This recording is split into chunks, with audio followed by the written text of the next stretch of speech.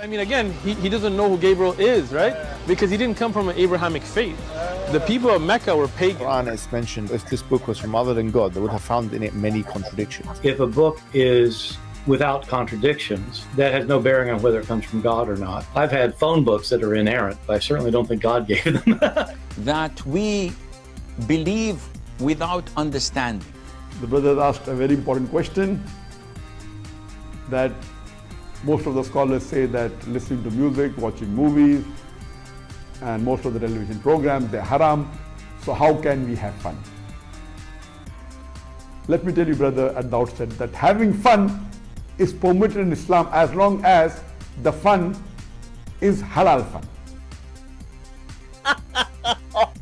That the standard narrative has holes in it. The Prophet tells us because Satan or the devil sleeps over our nostrils. Those who oversleep and not pray Fajr on time, Satan urinates in their ears. I really do think Jesus was crucified and that he really was dead and buried. He thought that he was a son of God in the sense that he was specially chosen by God. I think Jesus really did think he was going to be the Messiah, the future king of Israel. I mean, that is, after all, why they crucified him.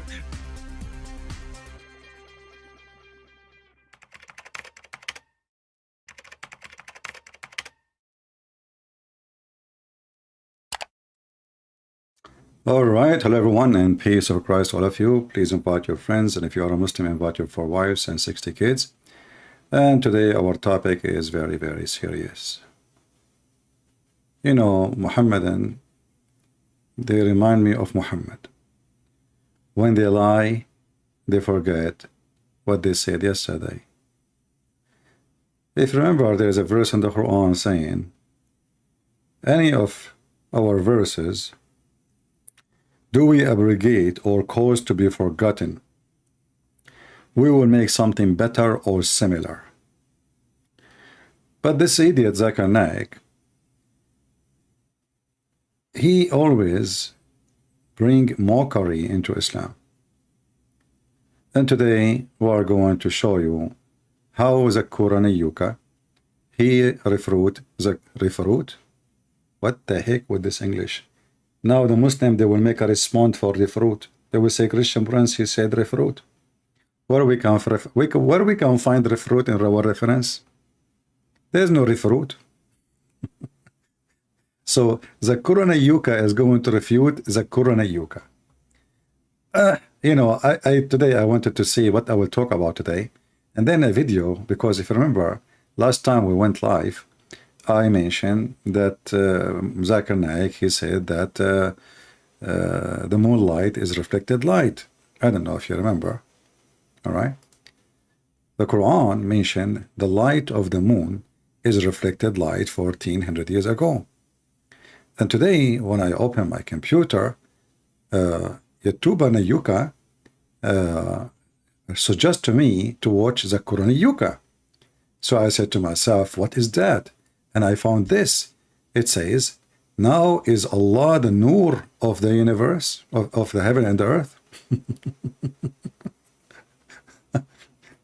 So Zakir Naik in the previous video, he said the word Nur means reflected light, borrowed light. What Zakir Naik will say about this one? Let us see first, to refresh your memory, about what Zakir Naik he says in the previous video. Previously, the scientists, they thought that the light of the moon was its own light. But Quran says in Surah Furqan, chapter number 25, verse number 61, blessed is he, that is Allah subhanahu wa ta'ala, who has made the constellations in the sky and placed therein sun, that is a lamp, having its own light, and moon, having borrowed light. The Arabic word used for the sun in the Quran, it is Shams. And its light is always described as Siraj, Wahaj, or Diya, which means a torch having a light of its own, or a blazing lamp, or a shining glory. Always the light of the sun is described as Wahaj. By the way, none of those words saying or mean that it has its own light. That's false. None. It's just describing how strong the lighting is. Anyway, The guy don't even speak Arabic, but he want to teach people what the word mean. But anyway, continue. Siraj or diya, meaning a light of its own. Ah. The Arabic word for moon is qamar, and its light is described as munir or nur, meaning borrowed light or a reflected light. There is not a single place in the Quran where the light of the moon is described as its own light. And the Arabic word for star is najam, and its light is described as saqib, meaning the light, by the time it reaches the earth, it loses its brightness, like a piercing brightness. Bright light, by the time it reaches, it consumes itself. And this message, that the sun has its own light, describing as Wahaj, Siraj or Diya, and the moon having borrowed light, that is Munir, or reflection of Nur, is mentioned in several places in the Quran, including Surah Yunus, chapter number 10, verse number 5, as well as Surah Nuh, chapter number 71, verse number 15 and 16. So now it's confirmed that the word Nur mean reflected light. Be my witness, Muslims. This is the same potato. He make a video and look at the title. Now is Allah the Nur of the heaven and the earth? My questions with Dr. Zakir Naik. You said that. I mean, can you believe the stupidity level? How you just said that the word Nur is a reflected light, and now you are making a video saying Allah is the Nur of the heaven and the earth. How he can be the Nur of the heaven and the earth if the word Nur mean reflected light and mean borrow light? So Allah himself, he borrow light, therefore he cannot be the light. Tell us how Allah is the Nur. Allah reflects light, and he's made a Nur. A little kid get him busted.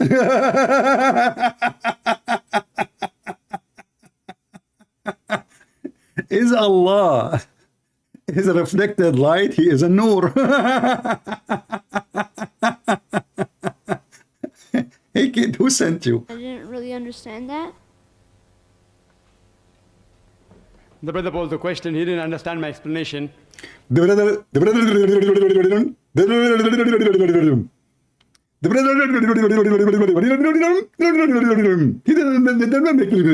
what the heck? I mean, you explained it very well, but you forgot he did that in the previous video. He made it so clear that the word Nur all over the Quran come as a borrow light. And now the kid, he is maybe 7, 8 years old, saying to him, is Allah reflected light?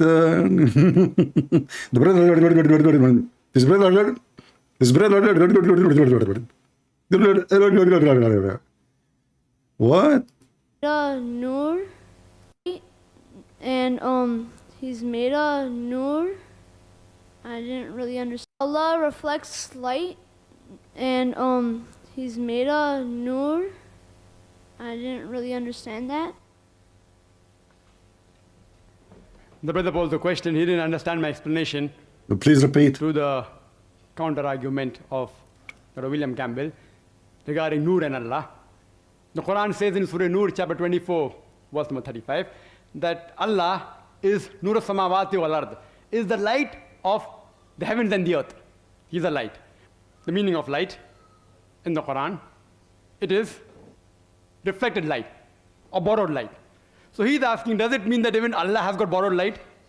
So the answer is giving further. If you read in the verse, it says that it's like a parable of a niche. In the niche, there is a lamp. Hold on. How it's a parable of a niche, you stupid? If you said he is Nur.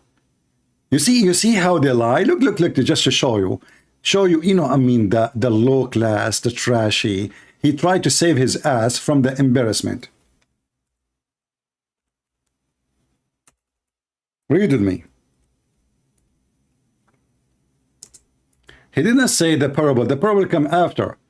And you find in the Quran all over. Chapter 5, verse 15. Chapter 9, verse number 32. Chapter 24, verse number 35. And this is the one he is quoting. But all over it says he is Nur. The parable come after. He said he is the light, he is the Nur of the heaven and the earth. And the parable, the example of his light is the following. So either you have to admit that you are a donkey when you say the word Nur mean reflected light, trying to make out of a mistake in the Quran as a miracle 1400 years ago, or the word Nur, as you said, it means reflected light, and Allah is reflected light. And if we read after, you will see it says Allah is the Nur of the heaven and earth. And then it says the parable of his Nur is the following. But you will notice even that is not his light, because here we have a lamp, we have a fuel, we have etc. So this cannot be your light. You see, if I have a lamp, that lamp is not the light of the lamp.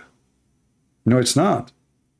It's what is burning in the lamp if we are using oil. If we are using electricity, this is the light of the resistance of the electricity.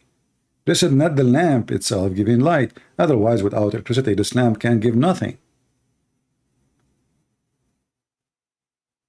And the electricity have to have a generator to make the current run. And then we have a kind of a resistance. We use some material which is, when high resistance go through it, that cause a shiny light. So in either way, the Nur he used, and he confirmed in the previous video that the word Nur appear all over the Quran. All over the Quran. And always come as a word mean borrow light. Now when a little kid, he is 8 years old, he said to him, I don't understand how you say that Nur is a borrowed light, yet Allah himself is a Nur.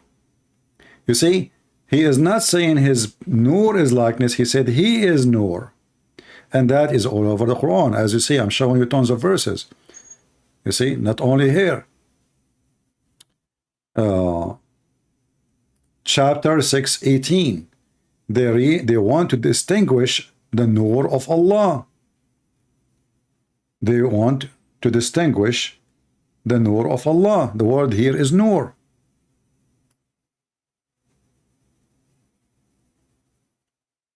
And the funny here, you will see in the translation saying, by blowing with their mouths. Do you see it? So the Nur of Allah is not even a Nur. It's just a fire. And this is why in the previous verse, Allah himself supposedly explained to us his Nur, that it is a burning light in a niche. No fire is touching it, for it is the fire by itself. Which means you do not need to light it up. It is lighted up already. So he made a stupid mistake, and now he is trying to cover it up. And this is why we are laughing. Now those who want to make videos, you can make a short video about this topic alone, and we are done with this one. Do we have any Muhammadan would like to call us? Do we have any Muhammadan would like to call us? You see, the Quran is full of miracles. I mean, who can deny that?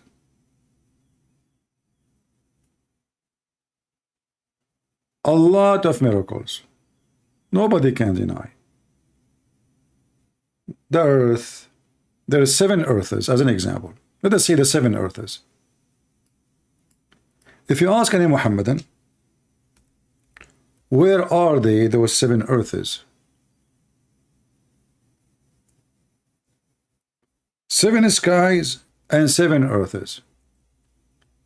If you remember, the Muslims, they try to make the atmosphere 7 levels. What didn't work with them, you know.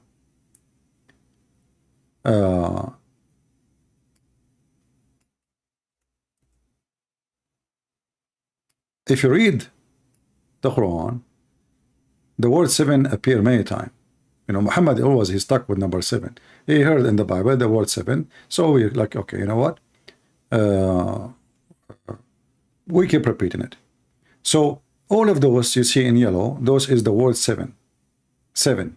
All right? So Allah, he created in chapter 65, verse number 12, 7 skies and 7 earths. 7 skies and 7 earths. Who is a Muslim can tell us what is the 7 earths are? Do we have any Muhammadan would like to join us?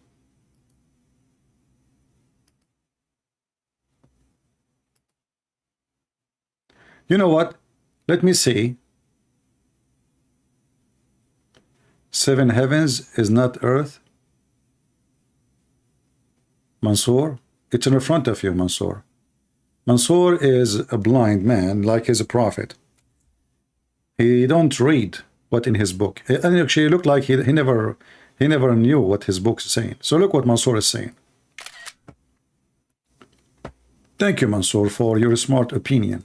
You must be the smartest in the family. This is the answer of Mansour. 7 heaven is not earths. You need to read opinion of the Muslim scholars. It's in the front of you, Mansour. It says, he created 7 skies and from the earth similar number. Do you see it? Mansour, do you see it? And of the earth similar number. Do you see the word number? So there are 7 skies and there is 7 earths. So don't tell me you bring a scholar. I am the scholar. Why you don't let your scholar call me so we can scholar together? Everybody scholar, everybody. I mean, in Islam, who is a scholar? You have to be an idiot, ignorant, and that they will call you scholar. You grow a beard. You tell them eat 7 ajwa and eat nagla seed, and then call them and ask them about salamander. He will say to you, salamander is the enemy of Allah, and he tried to blow fire of Abraham. You are a scholar. Where we can find the 7 earths, and what is 7 earths? Remember, he created 7 skies. 7 skies.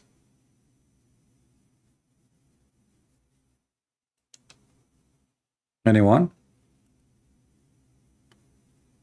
You know what? What about we go and see what the scholars they say about the 7 earths? Who is a Muslim would like to join us and tell us what the scholars says about this? Just read for me what the scholars said. Huh? What the scholars said. Any Muslim can help us? Just call us and read it. You know, I'm not going to make you solve like a Disneyland cartoon problem. Just tell us what is the 7 earth according to your prophet and your religion. What do you say?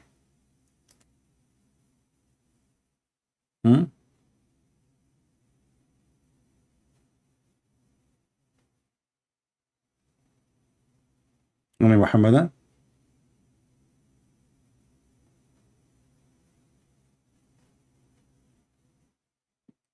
Nobody?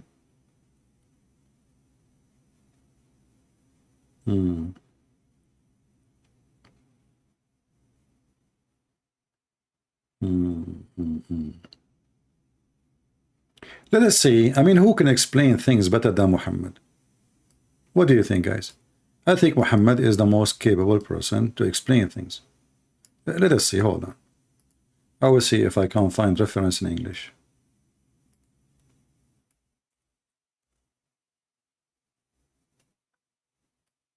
Let's see here.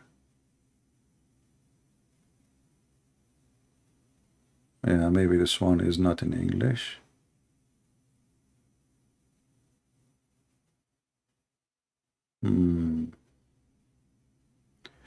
Okay, let us see what else. We have somebody trying to contact me. Don't call me if you are not a Muslim. Call me, I'm a Muslim. Okay, we found a fish.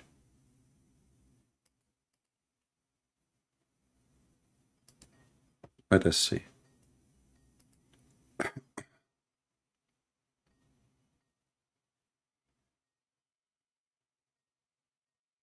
Well, coin.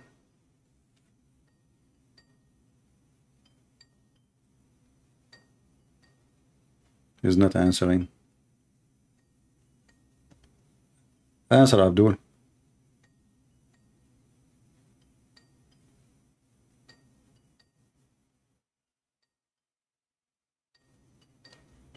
He is not answering. Let us call him again.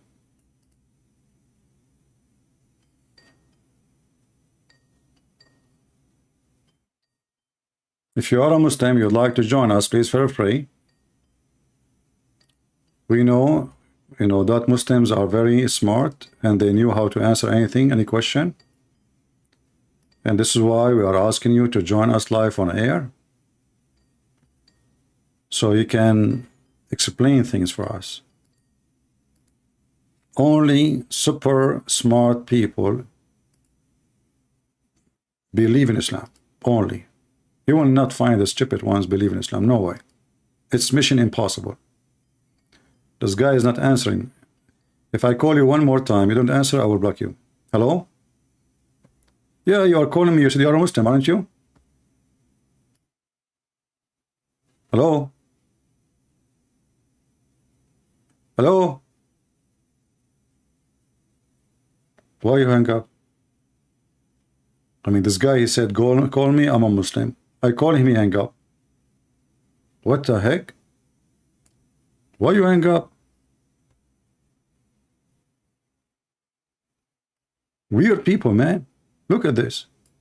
Call me, I'm a Muslim. You call the guy, he hang up.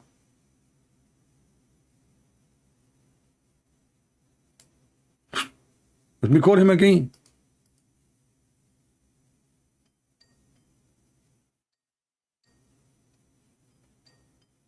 What's wrong with people?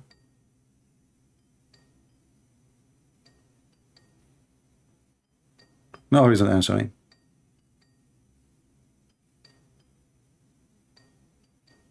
Look like he is very smart.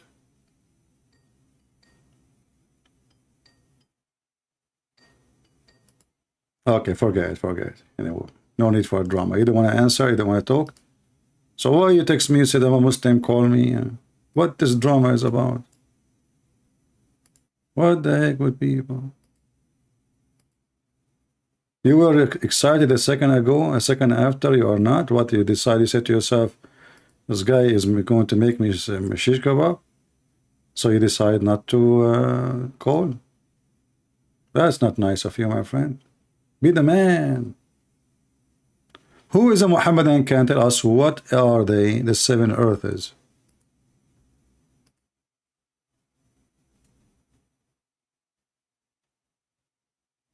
Yeah, he left Islam before we started the argument.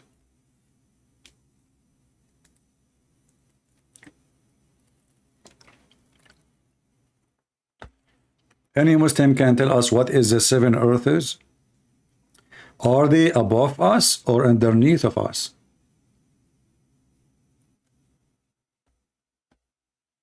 Any Muhammadan knows. If you don't like to talk about the 7 earths, we can talk about the 7 skies.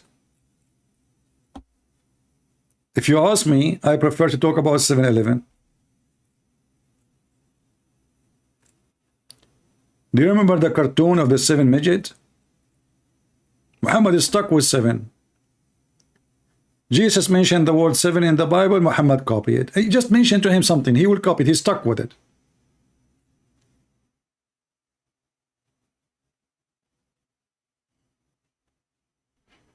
Seven earth, 7 sky, 7 verse, 72 version, and even 72 is taken from the Bible.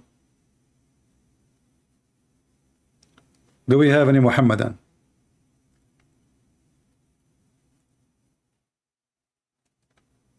Somebody says I'm from Japan. How you know?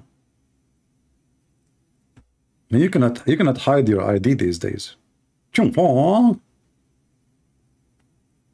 I will tell you a secret. You know, I used to be the emperor of Japan for 3 years, and then I made a mistake. You know, when you are the emperor, you cannot marry someone she is not from your level. You know, so I married the emperor of China. She was a female at that time, but because she is an emperor from China, she is not in my level. You know, Japanese are very racist. So they fire me from Japan, and then I became the emperor of China. This is why I changed my name, like to Chong Li. You know, everybody there, his name is Li. Anyway, so I mean, I have my brother Li, and you know, even the wife I married her name is Li. So I said to Li, what do you think should do, Li? She said, Lou. She started speaking French because, you know, in French you add Lou in the front. This is coming from the China. Lou, you should get out of here, because if you Li stay here, you know, this is Lou and Li. If you stay here, the Japanese will come after you and they will like kill you. So I said, okay, you know what? I'm going to leave I'm not going to be the emperor of China. I decided to go to the seventh heaven, which is located in Somalia. In Somalia, I opened a pirate company. You know, I became the emperor of pirates. Business is so good. We hijack, you know, ships, free, like, you know, anything, like you just name it. We got a free rice, a free zucchini, free, you know, even kimchi from Korea, we got it for free. And then, brother, all of those, by the way, are true stories. Then one day we went to do piracy with my men. I have a big army of pirate. You know, they are like 3 people. So I took my army, 3 people, and we went to attack a ship. But then the waves and the storm came, and then the storm threw us in an island. And then when we are there in the beach, we saw a woman. She is covered by hair. I asked her, what's your name? I was afraid she would say to me, I'm Li, which means my previous wife from China following me, you know, because I ran away from there. And maybe she is like growing hair, so I will not notice her. She said, no, my name is Jassasa. The second I heard the word Jassasa, I remember Prophet Muhammad, peace be upon him. And I said to myself, you used to deny what the Prophet said, and now here we go. Jassasa is right in the front of you. So I told the Jassasa, what do you want? She said, either you convert to Islam now, or I will do something very harmful for you. I said, what? She said, I will make you do ablution the same as the Prophet used to do. I said, no, please. She said, no. You have to jump in water, have dead dogs and women blood from period and stinky garbage. Which one you do? You convert to Islam, or you jump with water, have dead dogs and women blood from period and stinky garbage? I said, you know what? I mean, garbage and stinky garbage and dogs and etc. is way better than converting to Islam. Okay, take me there. She was shocked, like, you know, what the heck? He preferred to jump like the Prophet with stinky water and garbage and dead dogs, better than converting to Islam. Now she changed it. She said, okay, you know what? I just received a fax from Jibreel. No, we will not do that to you. You have to drink camel urine. Otherwise, you have to convert to Islam. I said, what the heck? You know what? I will drink camel urine, but I will not convert to Islam. I mean, all kinds of torture. You can imagine, you know, Islamic torture. She said, okay, you know what? I just received another fax, so we will not give you camel urine. You have to eat 7 ajwa and then drink poison. Prophet Muhammad, he said, if you eat 7 ajwa and you drink poison, nothing will happen to you. I said, no problem. I will eat 7 ajwa and I will drink poison, but I will not convert to Islam. She said, no, hold on. I just received a fax. Look like all those things will not work with you. I will marry you to 4 women and you will have 4 mother-in-law. I said, please, I will convert to Islam. I will say Shahada right now. No 4 women and no 4 mother-in-law, please. Please, just, you know, like, and then like she was like, oh, finally we were able to convert him to Islam. You know, I was really like, what the heck, 4 women and 4 mother-in-law? What? No, convert to Islam is better. And then, you know, like I was naive, I did not know what would happen. So I convert to Islam, and they said to me, now because you're a Muslim, you have to marry 4 women. I said, but I convert because I will not avoid, you know, avoid the torture of 4 wives and mother-in-law. They said, no, the Prophet says, my religion is the religion of ifin. So if you don't do ifin, you are not a Muslim. So anyway, I said to them, okay, if you all, and I decide to take a bicycle and I fly, you know, and nobody, you know, excuse my language. And then I went to a country far away in New Zealand. New Zealand, the reason they call it a New Zealand, because they receive news from Prophet Muhammad about what? About there's a guy, his name is a Christian prince, is coming to you. And this is why they call it a New Zealand. You know, I was like the newest news coming to them. Before that, they never receive news. I went to New Zealand. And then when I landed in the beach of New Zealand, in the middle of the desert, in Kuala Lumpur, you know, I found like a lot of people waiting for me. They said to me, are you a Christian prince? I said, yeah. They said, okay, you know what, we have a scientist, his name is Darwin, and he is trying to make a study to see what is the origin of monkeys. I said, what does have to do with me?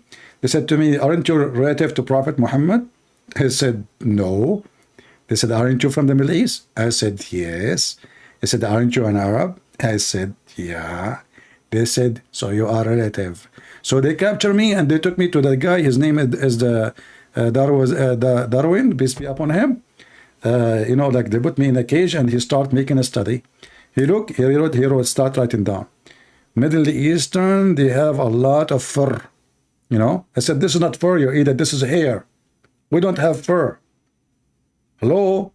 You know? Anyway, he's just idiot, you know, he don't listen to you. And then he says, Middle Eastern, they use their hands when they eat, which is true. I could not deny that, you know. I said, okay, that makes sense, we do, you know. And he's trying to find out like a similarity between us and monkeys, you know. Anyway, so like, for sure this is a true story. What's wrong with you people? I mean, are you saying that you don't believe it? If there is anyone here, he have a doubt for a second that my story is not true.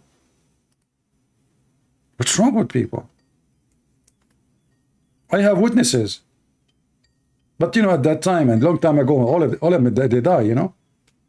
Hello? Yeah, my friend, you said you want to talk to me. You are a Muslim? So, okay, well, where are you from? I'm from San Francisco. All right, my friend, welcome from San Francisco.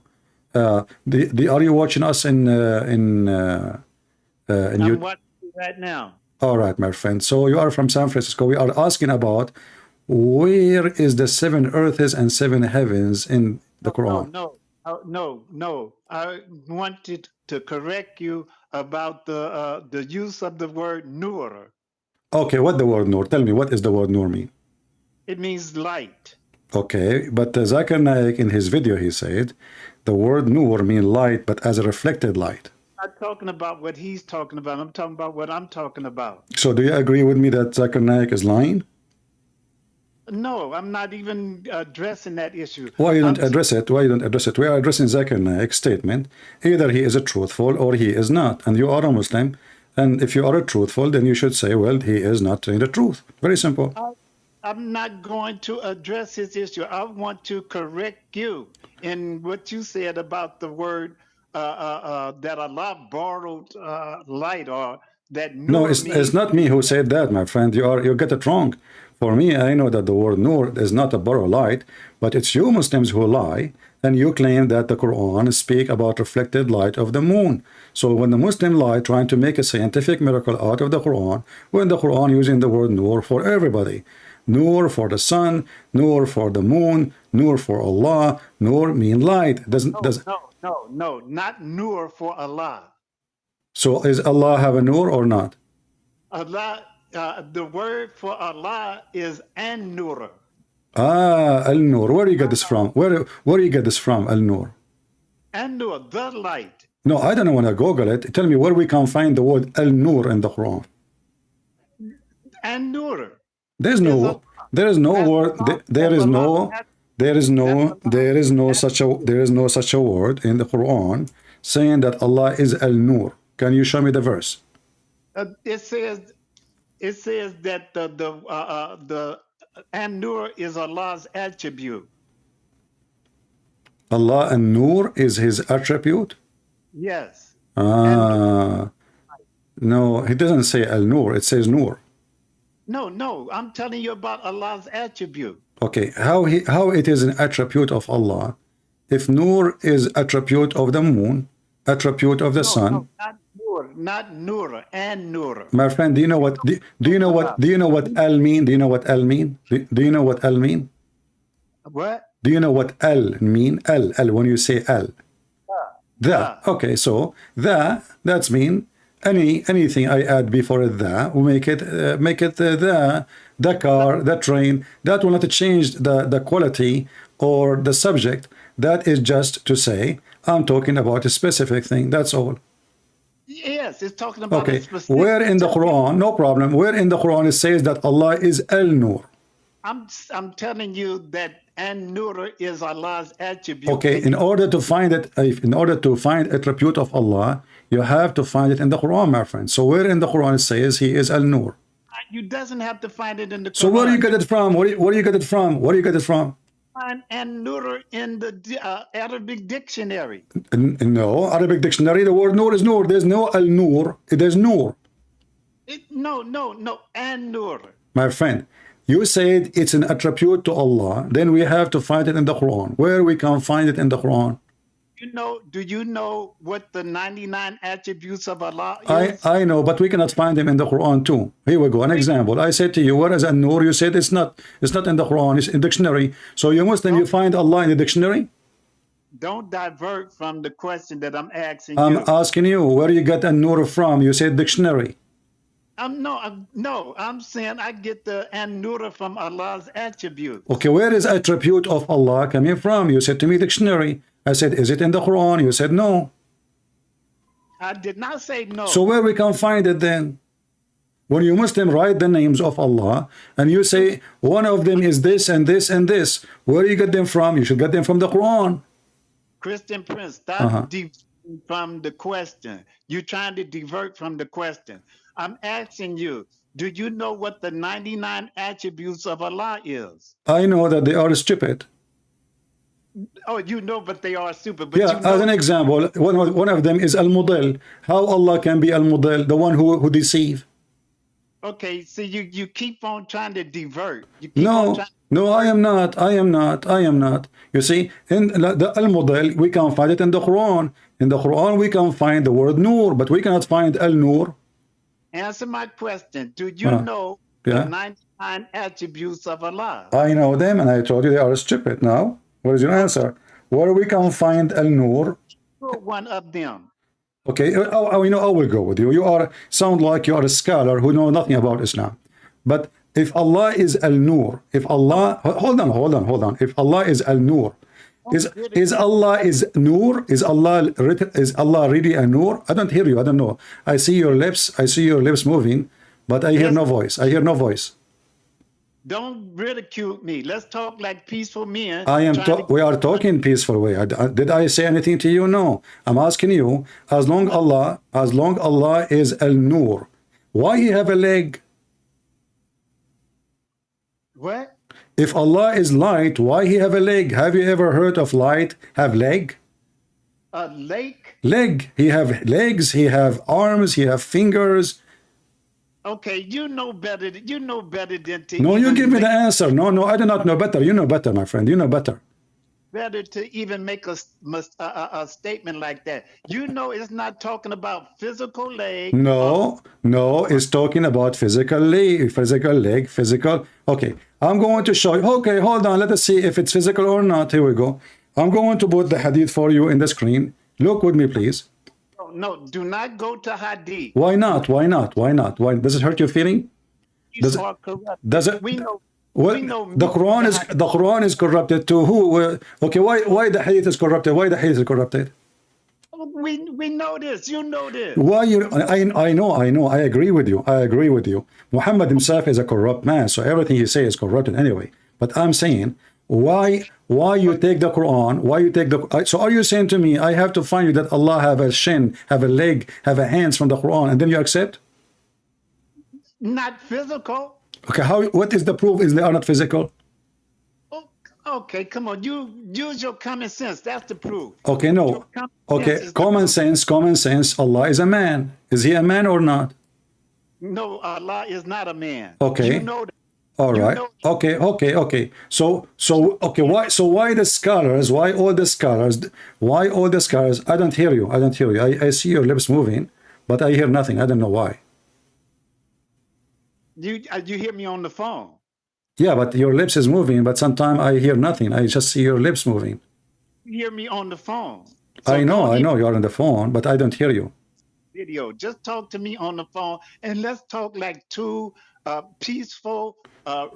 No need to repeat ourselves. Okay, so when Allah he says, "I created Adam by my two hands," is Allah creating Adam by hands, or no? Okay, hand is power. Power. Okay, so. Okay, so why all the Muslims? Why all the Muslims? They say no. Allah, He used His hands. Are you a new? Are you a new scholar in Islam? Are you like better than the scholars? Hey, look. Why are you trying to ridicule me? No. I'm asking you. What is your authority? I mean, we can show you Ibn Kathir, Al-Qurtubi, At-Tabari, Al-Jalalain, all the scholars. Who are you? You know, in order to take you over them, you have to tell me who are you, what is your authority, so you can explain to me the Quran better than them. So Allah can give His knowledge to any He choose. But do you know how to read the Quran? Do you know how to read the Quran? Yes. ذلك الكتاب لا ريب فيه هدى للمتقين الذين يؤمنون بالغيب ويقيمون الصلاة ومما رزقناهم ينفقون. Is that Arabic? والقرآن الحكيم إنك لمن المرسلين. Is that Arabic? Is that Arabic, my friend? Huh? Is that Arabic?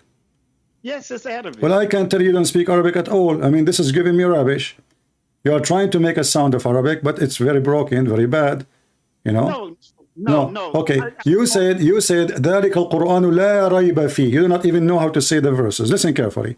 So how the Quran لا ريب فيه, and you just told me that a scholar, they say he have a shin and he have a leg and he have a hand, and yet you say the opposite. You say no, it's metaphorical. So how it is لا ريب فيه, which means there's no doubt about it. It is clear. And then you say to me, well, I have a different opinion and understanding of the Quran from all those Muslims. Obviously, the Quran then against the verse you gave me. Because if the Quran is clear, then you should not say what you are saying. You should agree with the rest of the Muslims. The Muslims should agree what the Quran is saying. So if the Muslims say Allah have hands, and then you say, no, Allah don't have hands, mean power, that is funny. Why you have a different meaning? Why you have different meaning? If the Quran, there is no doubt about what it's mean. Christian. Okay, go, I'm listening. Okay, you are a very intelligent man. I listen to you all the time. You are a very intelligent Christian. Okay. And I know you know doggone well what I'm talking about, and you just trying to ridicule me and make me look like I don't know what I'm talking about. You don't know what you are talking about. Prove me wrong, my friend.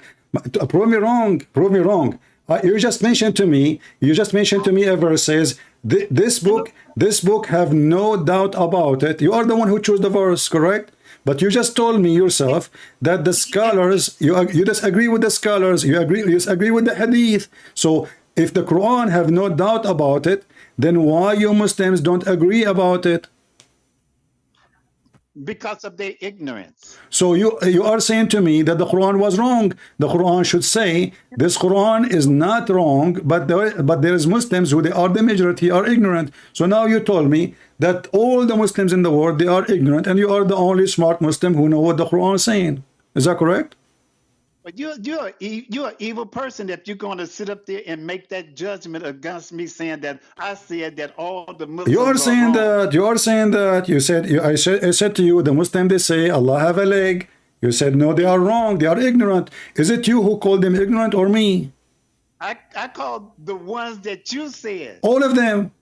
All the scholars agree, my friends, all the Muslim scholars agree that Allah have hands, Allah have a leg, Allah have 5 fingers, even your prophet. You see, you yourself, You yourself, you denied even the statement of your prophet, and the excuse is it is corrupt. So you just said to me, we Muslims, we lie about what the prophet said. So you even lie about your prophet. Your prophet did not say that according to you. What we Muslims, we fabricate hadith about the prophet because we are a bunch of liars. So you're accusing your brothers and sisters in Islam to be a bunch of liars, and all what the prophet said, he did not say. All of those stories is made up by Muslims. They are a bunch of liars.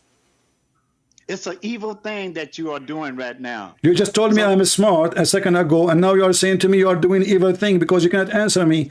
I am asking you, my friend, why you are calling the Muslims evil? Because when you say they fabricated the hadith, that mean all Muslim will go to hell. Isn't it your prophet? He said that the one who fabricates something I did not say, he will sit on a chair of fire in hell.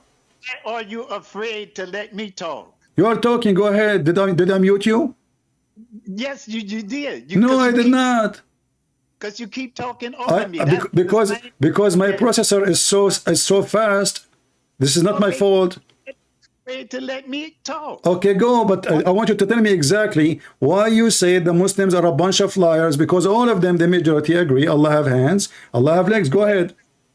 Okay, can you play back where I said all the Muslims is lying? No, you said they are ignorant, the one who says that, but all the Muslims, especially the Sunni, agree that Allah, he have hands and legs and foot. Prove to me that all the Muslims say that. Prove to me that the scholars. I can show you all the scholars. What do you want? Ibn Kathir, Al-Qurtubi, Al-Tabari, Al-Jalalain, Ibn Abbas, who you want? No, I want all of them. I want all of them. Okay, no problem. Which one you want? We start one by one. All right, here we go, guys. All of them. Okay, no problem. The Muslim women that you claim that I said are false. All the Muslim men, all the Muslim women, all the scholars. Okay, my friend. I'm going to hang up on you because I'm going to play a video. If you don't mind, I will call you back after I play the video. Is that okay? Hello? Do you hear me? I hear you loud and clear. Okay, I'm going to hang up on you for just a few minutes, and I will play a video, and you listen to it, and you call me back, or I will call you back. Is that okay? No, you call me back. Okay, I will call you back, Your Majesty, no problem. Okay. No, you call me back, no problem. I will call you back. Yeah. Here we go. You call me back. I mean, what we can do. Okay. His book describing himself.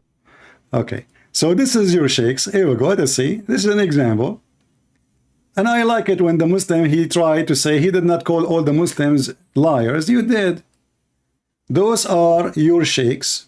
Those are not YouTubers. They grow beard. It's a bigger than your size. And let us see what the sheikhs are saying. It's not me. It's not the Christian Prince saying that. Allah Azza wa Jal attributes of humans, and the answer is no. Allah mentioned Azza wa Jal in his book describing himself a number of attributes that we believe in. So Allah Azza wa Jal tells us in Surah Ar-Rahman, وَيَبَقَى وَجْهُ رَبِّكَ. Allah Azza wa Jal. And this is what I call myself and all of my brothers and sisters. Recite the Quran. Get your best knowledge from the Quran. Don't devote 5 minutes a day, 10 minutes a day to the Quran. No, devote more, an hour and a half to recite the Quran and to learn what it says at the same time. Now, in the Quran, Surah Ar-Rahman, Allah Azza wa Jal says, وَيَبْقَى وَجْهُ رَبِّكَ ذُو الْجَلَالِ وَالْإِكْرَامِ. Everything will be perished except Allah Azza wa Jal. And here Allah Azza wa Jal is referring to himself by saying that his face will remain, which means Allah Azza wa Jal subhanahu wa ta'ala will not perish. He is the first without a beginning, and he's the last without an ending. Azza wa Jal. He's the creator of the all, what you see and what you do not see. And he's not created, and he does not die, and he does not have an ending, subhanahu wa ta'ala. So Allah described in the Quran that he has a face. Allah described in the Quran that he has two hands. when he addressed Iblis, Satan, and he told him, what prevented you from prostrating to what I have created with my 2 hands? So this is what Allah described himself. Allah says in Surah Al-Qalam that on the day of judgment, Allah Azza wa Jal would uplift and show his leg. وَيُكْشَفُ عَنْ سَاقٍ وَيُدْعَوْنَ إِلَى السُّجُودِ, and they are called to prostrate, and everyone prostrates except the hypocrites. All the believers would prostrate, and the hypocrites will try to prostrate, and their back goes one piece, and they will be thrown into hell. Allah tells us about himself subhanahu wa ta'ala that he has an eye.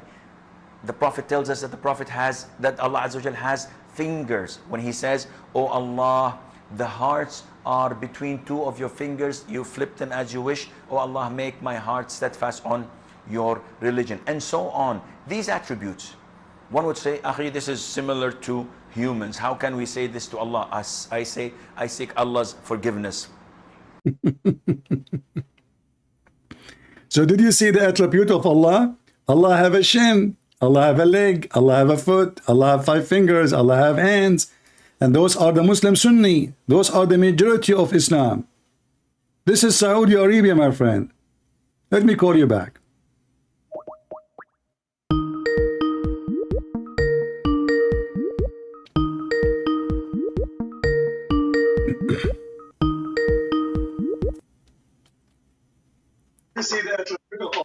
All right. Did you hear the Sheikh, my friend? Did you hear him?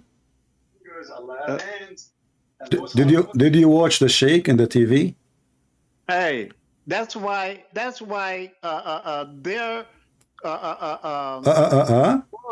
their world. See, you have Muslims that follow scholars that have people have children strapping on bombs and doing all kind of crazy things. Really? So why wouldn't you believe that these same scholars will say things about Allah which is not true? Okay, hold on. A second ago, before I hang up on you, you said to me, "Show me the scholars." And now I showed you the scholars, and now you are calling them names. You describe them as a criminals. You bad mouth the guy. You don't even know the guy. You bad mouth the guy. You know, all of this because you want to deny that your God Allah have 5 fingers. He is a lizard, not a human, and he have a shin. You know, my friend, there's no proof that Allah is a man anyway. There's no proof Allah is a man. But obviously Allah have a physical body part, and all the Muslims agree. And now because you are in pain, you do not know your religion. Okay, let me ask you. Go again saying all. There you go again saying all. And then you show me one Muslim. I will show you 1 million. Is that what satisfy you? You will say to me they are ignorant at the end. I will show you more. Do you want me to hang up and play for you tons of videos? No. So what I will do then? What I will do? What I should do? So those are the ones who teach Islam, not you. You are nobody. I mean, do you have a qualification? Are you a sheikh? If you are a sheikh, tell me your name, my friend. I'm like Adam. You are like Adam? Someone that Allah created from nothing. Okay, hold on. Adam is created by Allah. Is that correct? Allah created by Allah. Adam was created by Allah. Is that correct? No. Can I talk? Yeah. Can you mute the YouTube so you don't hear me twice? Okay. Can I talk? Yeah. You can talk. Go ahead. Ready to let me talk? Please go ahead. Okay.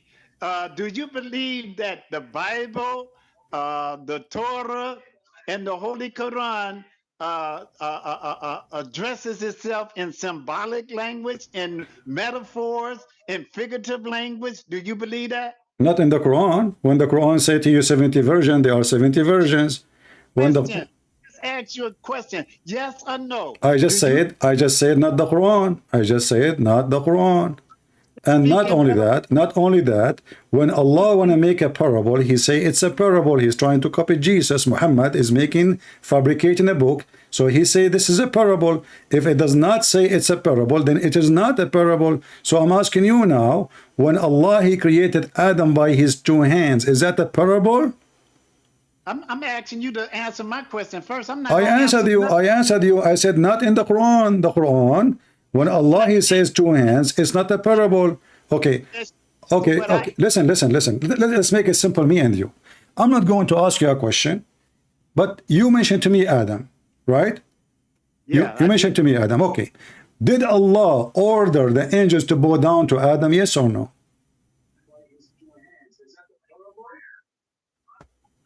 Mute YouTube.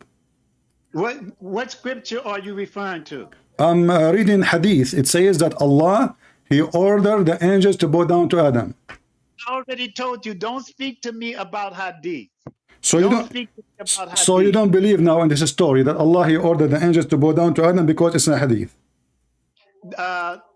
I'm saying do not quote hadith to me. Okay, no problem. So now can we accept the story about the angels bowing down to Adam, or it doesn't make sense to you? Listen. If you want to quote anything to me, quote Quran. Don't quote. No problem. I'm trying to get your opinion, my friend. So do you agree with the Muslim when they say that Allah, he ordered the angels to bow down to Adam?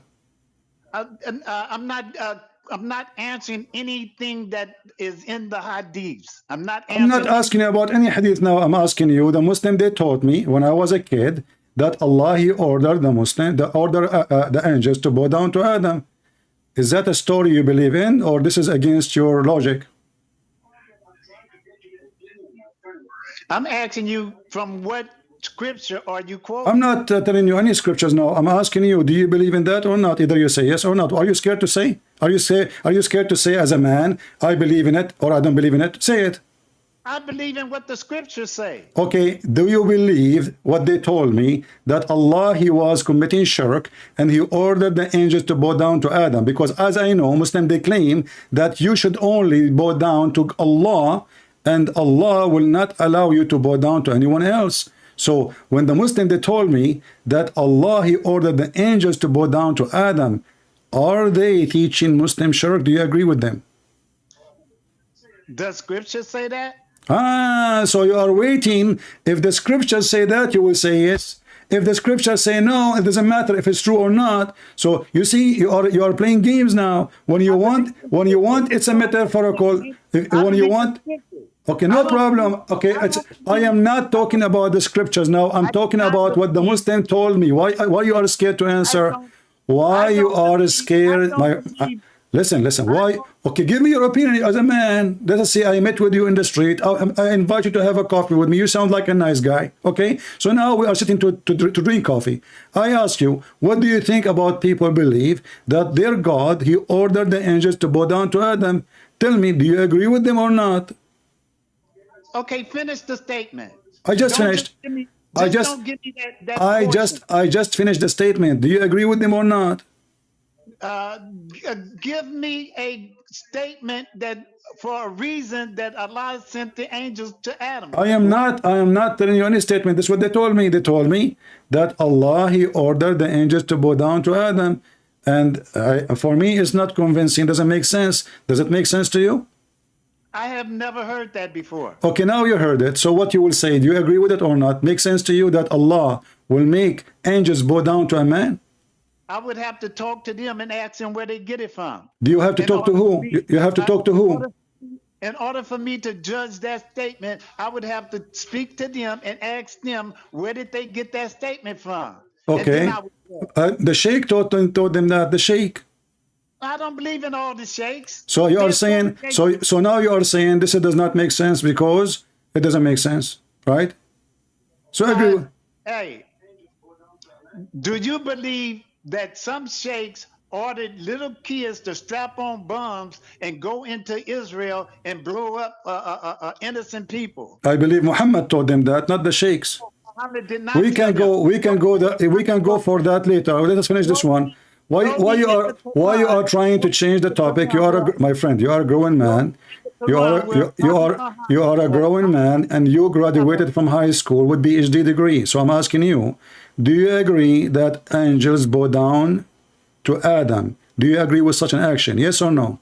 I'm not going to answer that until you answer my question. Why you don't want to answer? Are you scared to answer? Because you don't answer my question. Is your mother-in-law behind you? You are worried if you answer you will be in trouble? Answer my question. Is your mother-in-law behind you? So you are worried if you answer you will be in trouble.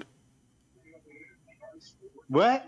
Is your mother-in-law is behind you and you are scared to give the correct answer? The correct answer to what? Okay, if somebody teaching his kids that Allah ordered the angels to bow down, should we follow this teaching, or this does not make any sense?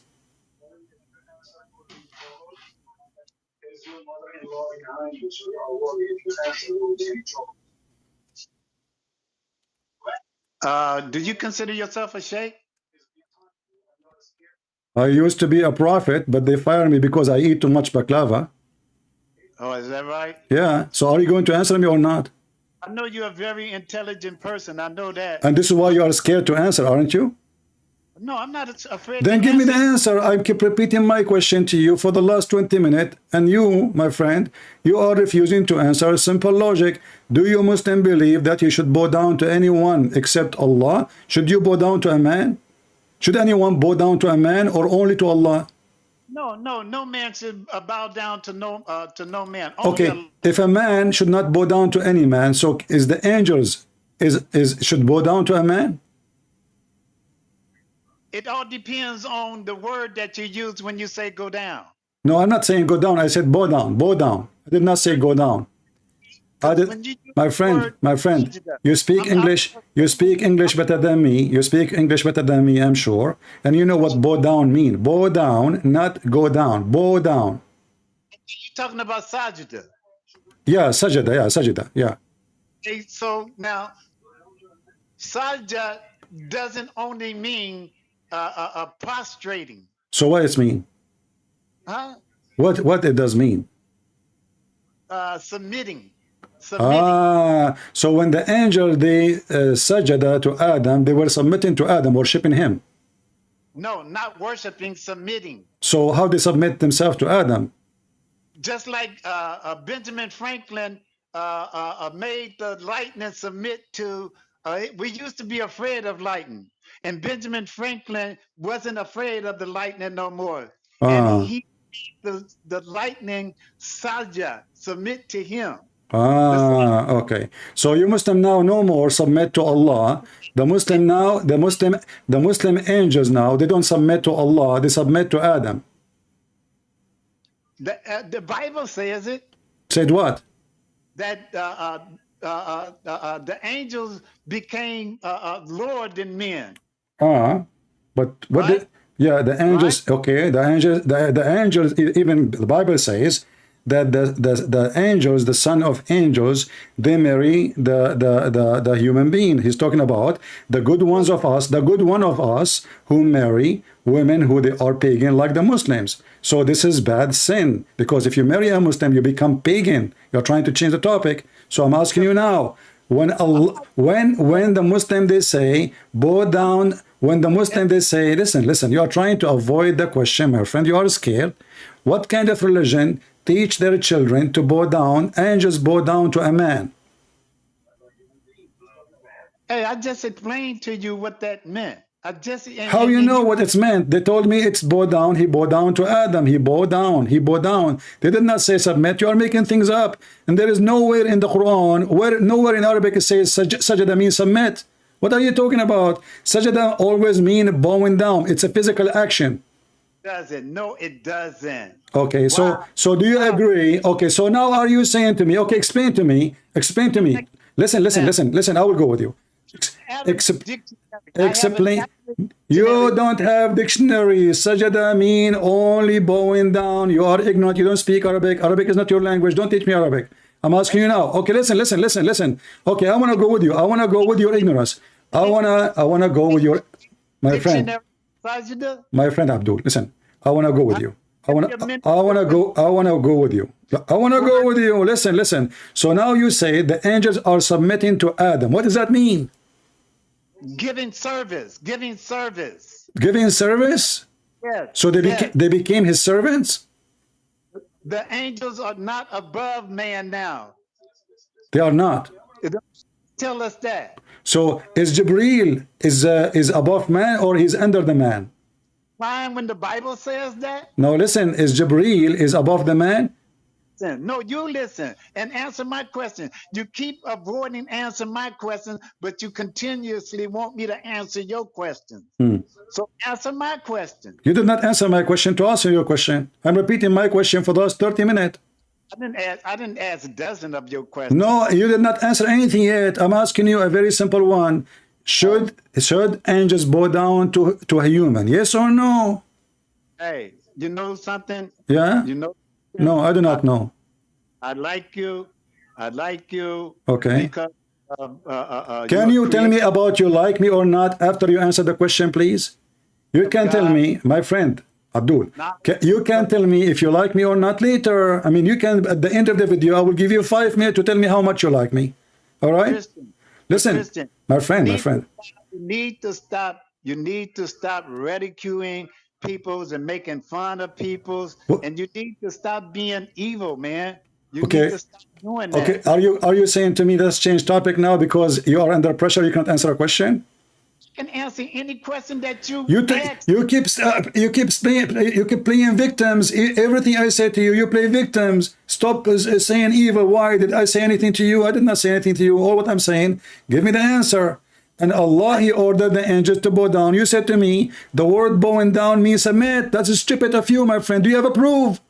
Could you give me a moment? You see, you gave me the answer already. Here we go. This is Qur'an. This is Qur'an. You are ignorant. You do not even know your religion. You just said you never heard this before. Everybody heard you. Correct, people? He said he never heard this before. Never, never, never. You are more than 60 years old. You never heard that the Qur'an repeated tons of times that Allah, he ordered the angels to bow down to Adam? What kind of a Muslim you are? I did not say I didn't hear that. Yes, you said I never heard this before. It's recorded. Did not say that. Show me. No, you said that. You said I never heard this before. It's recorded. It's recorded. See, hey, you will lie just to get your point over, huh? My friend, you can play it after we finish. You can play your call to me after you finish. Everybody heard you. You said you never heard this before. Whoever is listening to your program know that I didn't say that. Okay. You wanna bet? You wanna bet? You know?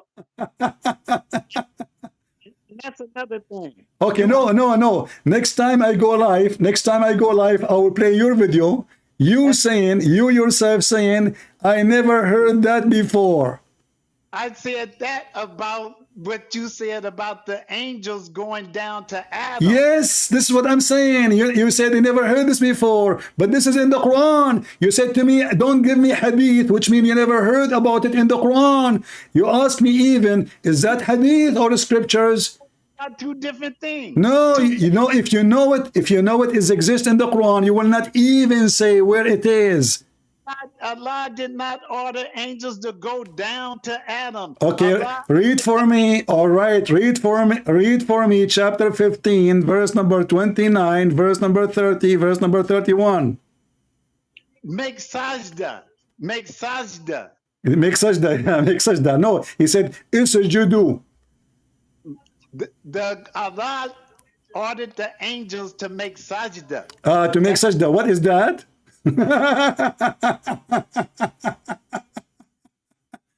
Shall we read Ibn Kathir? It means submit. Okay, my friend, which scholar of your religion agree with you? There is just one agree with you. Let me say this here. Say this. That Allah. Yeah. No way. Bless. He pleased to bless. Okay. We have a situation. We have a situation. We have a situation. What is a situation? Explain to us. Where scholars, you know. Yeah. Situation. We have a situation. I like you, by the way. You are funny. So you have a situation. What is a situation? So the angels, Allah, He ordered them to bow down to Adam. All the scholars agree. Ibn Kathir, Al-Qurtubi, Al-Tabari, Al-Jalalain, you name anyone. Even your prophet agree. And now you are coming to me saying to me, no, they submit to Adam as if Adam is Allah. Why do you keep bow down? Huh? Why do you keep saying bow down? Because this is what your scholar says and this is what the Quran is saying. Okay, how many definitions is there for sajda? Only bowing down. Only. Only. Okay, could you give me a moment to look at my Arabic dictionary and give you some definitions of sajda? Okay, you do not need to go. I can show you dictionary right away in the screen. No, I got a dictionary. I don't trust your dictionary. What do you mean? I will show you Islamic dictionary. My dictionary. I don't trust what you put on screen. You put a lot of false things on screen. No, but you will show me something in the screen too. No, I won't. I'm gonna look. So how I can trust what you will say to me if you don't show it to me in the screen? I want to see it. I just want to go to my Arabic dictionary. Okay, here we go. This is the Arabic dictionary. I have it in front of me. Here we go. It says throw ourselves down. Idolize, kneel with the forehead touching. This is your Islamic dictionary, Al-Ma'ani. Afraid to let me do that. I will, go ahead. I'm not holding you, but it took me 2 minutes to find it. It's idolize somebody, kneel with the forehead touching the ground, or idolize or regard with adoration, and throw yourself down. This is what sajda mean. Okay, let me ask you this. As an intelligent person... I am not intelligent. I'm an Arab. Have you ever seen an Arab intelligent? That's weird. Can I ask you this? No, I thought you want to show me dictionary. Go ahead. Let me look at what you got up there on the screen for a second. Okay, don't forget to look at your dictionary too. Or joy with adoration. Idolize or regard with adoration. Idolize. That's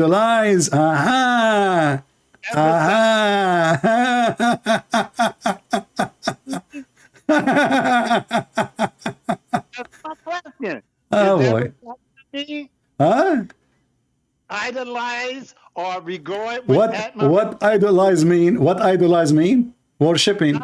What idolize mean? Worship idols. What do adoration mean? It's same as idolize. Same as idolize. You bow down to a king. You know, you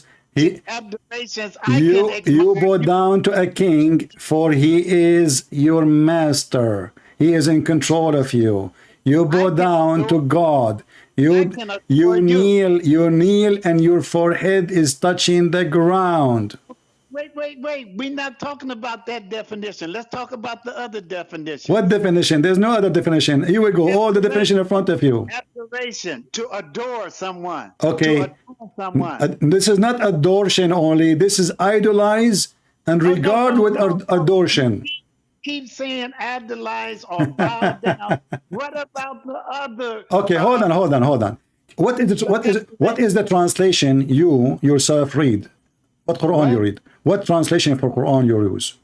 I do Ali. I do Yusuf Ali? Yusuf Ali? Yeah, Yusuf Ali. I do all Yusuf right. Ali. So if Yusuf Ali, okay, my friend, so if Yusuf Ali says bow down, that's mean we have to accept bow down. Do you agree? No. So what we will do now? Why Yusuf Ali will not say bow down? Ali used to say, Ummah means... Read. It says, they prostrated themselves all together. And here it says, they prostrated themselves all together. You prostrate to Allah. You bow down to Allah. Put that Arabic back. Put the Arabic back up there. Here we go. This is the Arabic. Here we go. فَسَجَدَ الْمَلَائِكَ كُلُّهُمْ أَجْمَعُونَ. No, put it up there. Put it up there. I put it. Here we go. Let me read it for you. Do you know Arabic? Let me read it for you. Do you know Arabic? Let me read it. I know Quranic Arabic. Oh, you know Quranic Arabic. That's good. Okay. I don't know conversation I know Arabic. Korean Arabic. Arabic. Hmm. That kind of frightened you though, huh? Go ahead. Go ahead. Yeah. Kind of frightened you, huh? Yeah. I'm very scared of you, man. You have it. Yeah. You have the ring of Solomon. Yeah. And how a black person will believe in Islam anyway? We will go for that after you finish. Go ahead. Read. Oh man, now we racist. Islam is racist. Yeah. Islam is racist. Islam says that the black, only white people will go to heaven. I will show it to you. Just finish this one. Finish this one and we'll go there. Wow. Wow. You will see that. Okay. Just wait. Wow. Yeah. Wow. You are something else. Read. We will go there. Read. You want to go? Okay. I will change topic just for you. Here we go. Isn't it the Quran says that in the judgment day, Allah will make all Muslim white and all non-Muslim black? Who translation is that? I don't need translation. I am an Arab.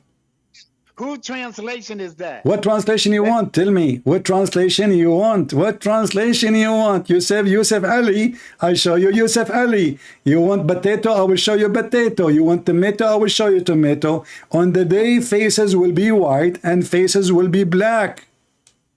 Wow. This is Quran. This is the Quran. Don't tell me this is a metaphor. You being a terrible person, man. My friend, chapter 3, verse 106. The Almighty will not forgive you. Well, I'm not going to say what the Almighty would do. There is no Almighty in Islam. You have an all Satan. Now read for me the racist Muhammad saying all people who they are not Muslim, Allah will make them black, and all those who they are Muslims, Allah will make them white. That's English. What English? This is Arabic. Here we go. Read it. Here we go. Read it Arabic. You claim you know Arabic Quran. Go ahead. Read it. Chapter 3, verse 106. Go ahead.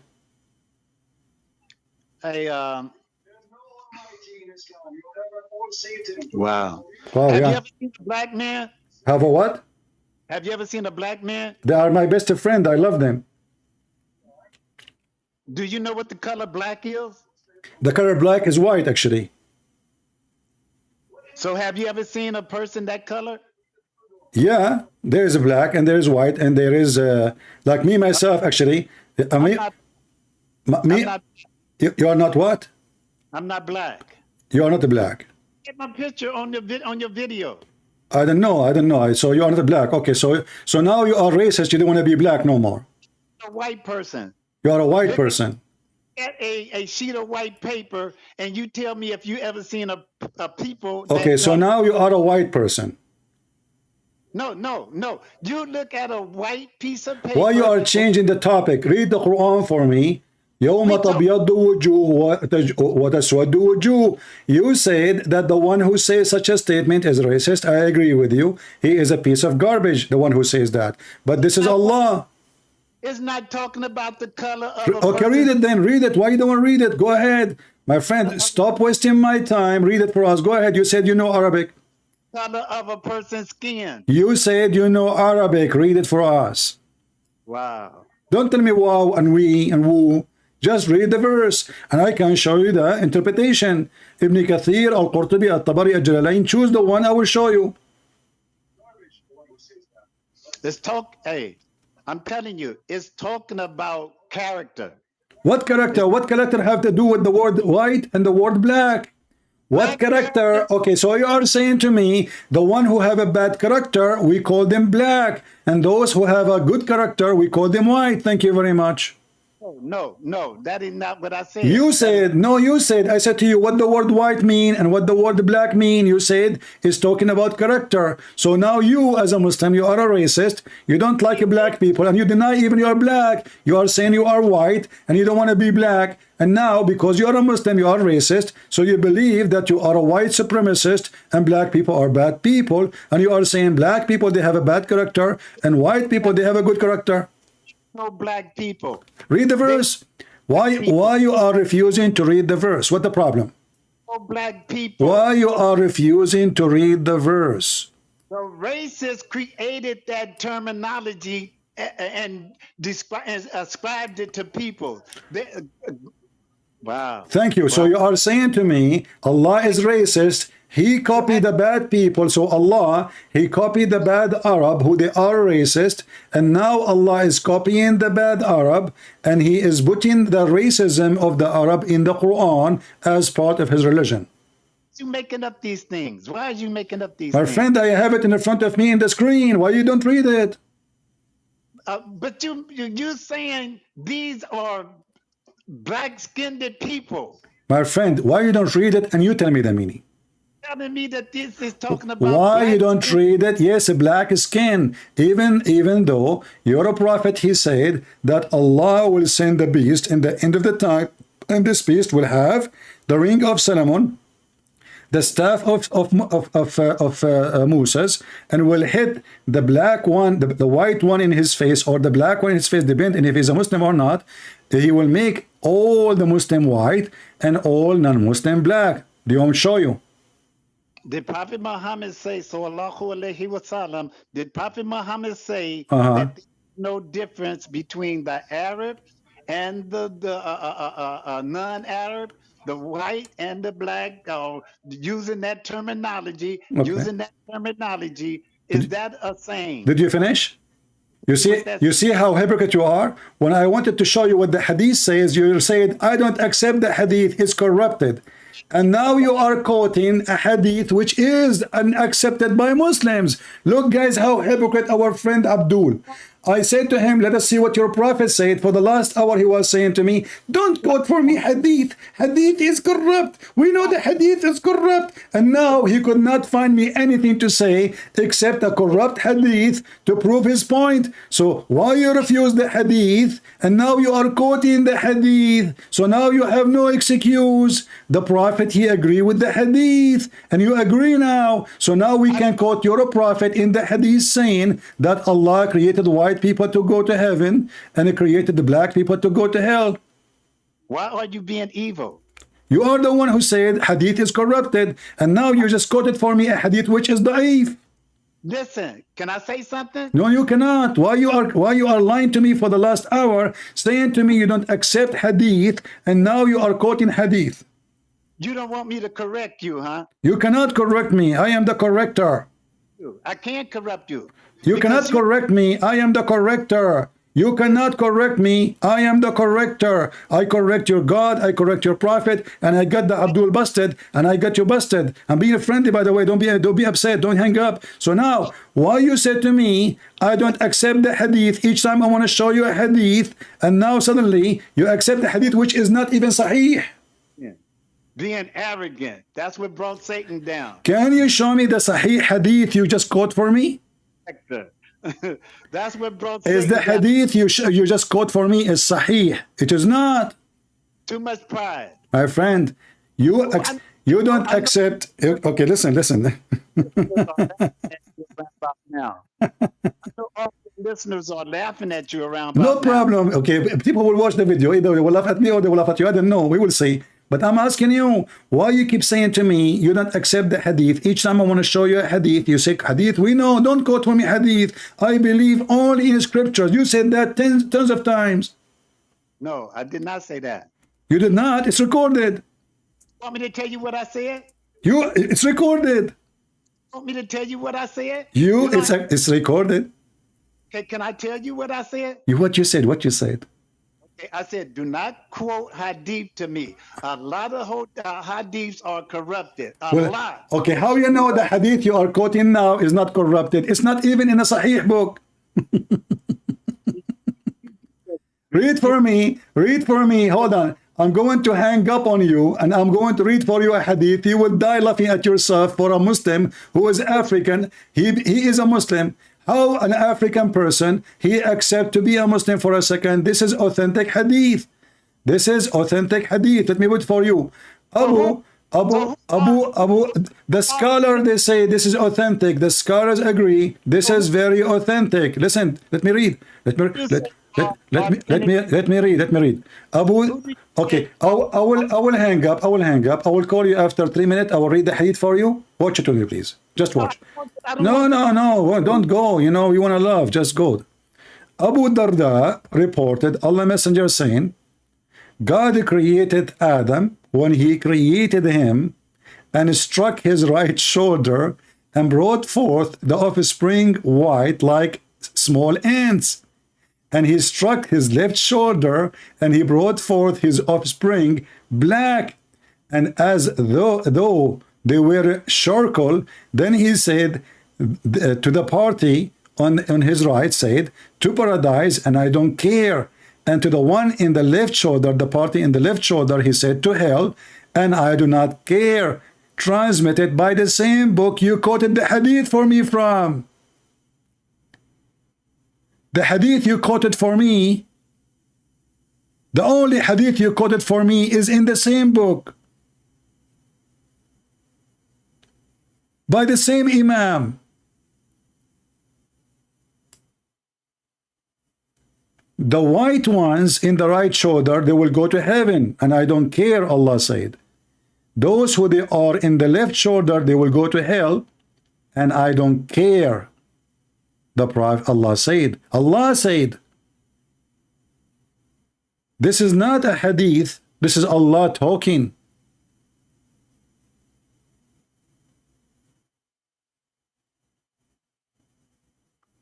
How in the world anyone will believe in such a garbage religion? Regardless if you are a black or white. This is disgusting, filthy religion. And when I show you him in the Quran that Allah, he says he will make all the black go to heaven, to all people who they are non-Muslims black, and all those who they are Muslim white. He said doesn't say that. Sajda does not mean sajda. Anything you say, and then we say to them, okay, can we read the interpretation? Do you see the hypocrisy? Unbelievable.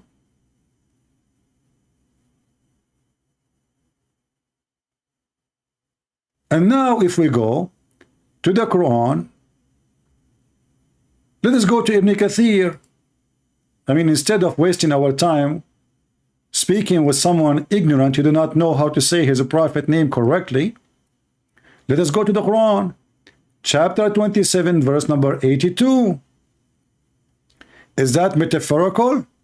People will die laughing at you, my friend. You are ignorant. You do not know that you are following white supremacist garbage cult.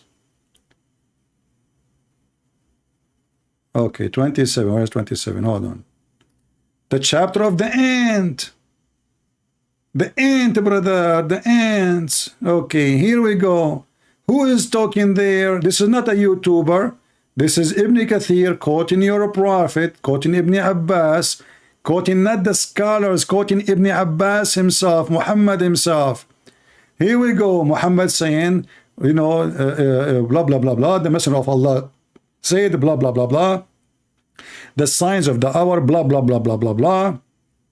Shish kebab hummus, here we go, blah, blah, blah, blah, blah. And then we continue until we arrive to the beast. The Messenger of Allah said, a beast will emerge from the earth, and with it will be the staff of Moses and the ring of Sulaiman. Peace be both on them.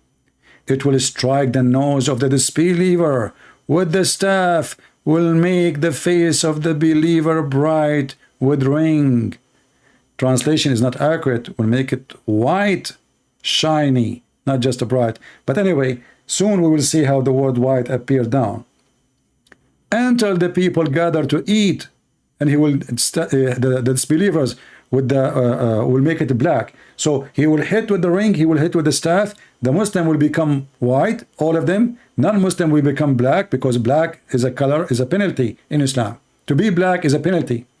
So when people they eat together, they will recognize each other, oh believer, oh disbeliever. How they knew? From the color, because all black will be disbelievers, all white they will be believers. And now read with me carefully.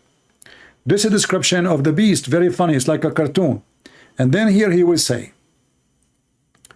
there will be, okay, here we go, it says, it will bring out with the staff of Moses and the ring of Suleiman, and there will be no believer left without it making a white spot in his face, which will spread until his face is shining white as a result. And there will be no disbeliever left without making a black spot in his face until will spread and make his face black as a result. It's a metaphorical. It's a metaphorical. The staff, the beast must be metaphorical. The ring of Solomon, it's a metaphorical. The face is metaphorical. But none of the scholars say that, except this poor man, Muhammadan from San Francisco. They lied to him. They deceived him. He is an ignorant, and he is going to go to hell. Because anyone who follows someone racist, he will go to hell. Racism is from the devil, is not from God. And Muhammad is the devil. This is why Muhammad, he called even black people raising head. And as long you quote the hadith, then you accept the hadith. Each time I want to show him a hadith, he say, I don't accept. Let me call him one more time. Give him a chance. Maybe he will repent and will leave Islam.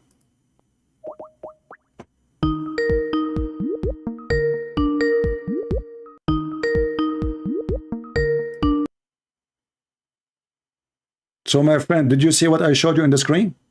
Yeah, I showed you what you showed me. Yeah, and what you say? What do I say? You Yeah. gonna let me talk? Will you let me So talk? all this time you are talking to me for the last 2 hours. I did not let you talk? Yeah, no, you always interrupt me. I have to. You can interrupt me too. You interrupt me, I interrupt you. What the problem? You won't never let me finish saying what That's I not. want to say. This is a conversation. It's not. It's not somebody singing on the stage. So now what? So what you will say about your prophet saying the beast will come, will make all the Muslim white and all non-Muslim black? My prophet didn't say that. It says there your prophet said. No, my prophet didn't say that. It says there your prophet said. Why you are lying? No, my prophet didn't say that. Why you are saying he did not say that? Why the Muslim? Why the Muslim? They say he said that, and you say he did not say that. What's wrong with you Muslims? You are following satanic religion, my friend, because you are saying to me that we Muslims, we publish books, we print books. Ibn Kathir, you are saying to me, Ibn Kathir is a scumbag. He is a satanic man. He is a false Muslim. Say it. Say it. Say it. Why you don't say no? I want you to say Ibn Kathir is a liar. Say that. Me where Allah says, Prophet Muhammad said that. I just showed you the Quran. You didn't show me the Quran say that. What? Just take care. I just showed you the Quran saying Allah will make their faces black. What's wrong with people? I mean, it's hilarious. You did not show me the Quran saying that. The Quran full of that. Let me show you how many times the Quran, chapter 3, verse number 106. Here we go. It did not say that. You did not show me that.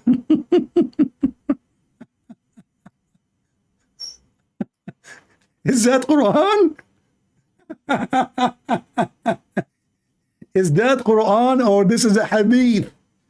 You did not show me that. So what I was doing when I was talking to you?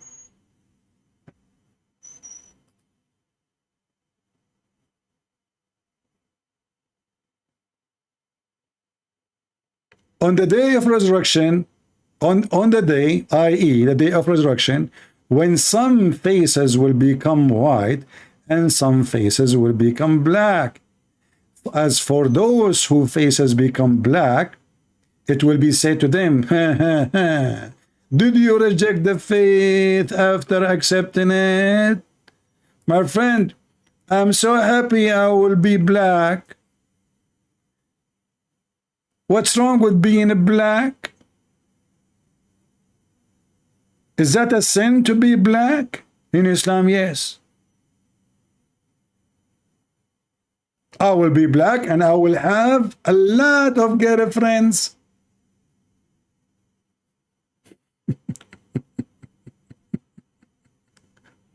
What a stupid religion. You did not show me that in the Quran.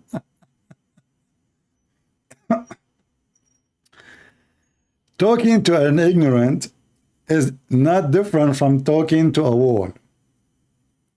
But he is a victim. I forgive him.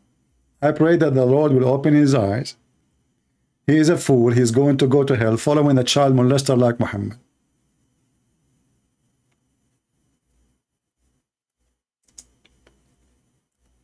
How anyone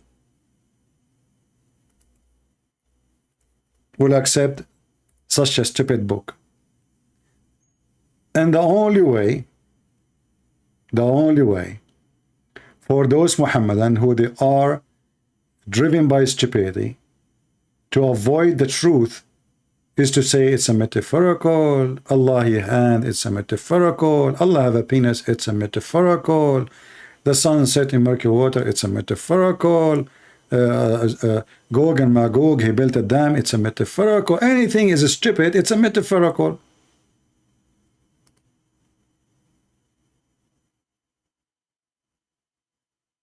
And by the way, the verse in front of us is about people who left Islam, because people were leaving Islam left and right when they noticed that Muhammad is a scumbag. Muhammad, he have 16 privilege. More than 12 of them is about sex and money.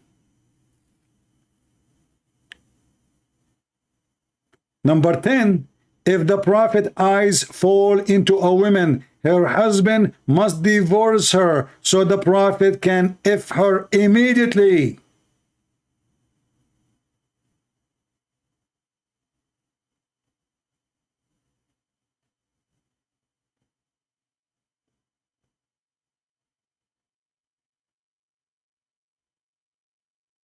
How in the world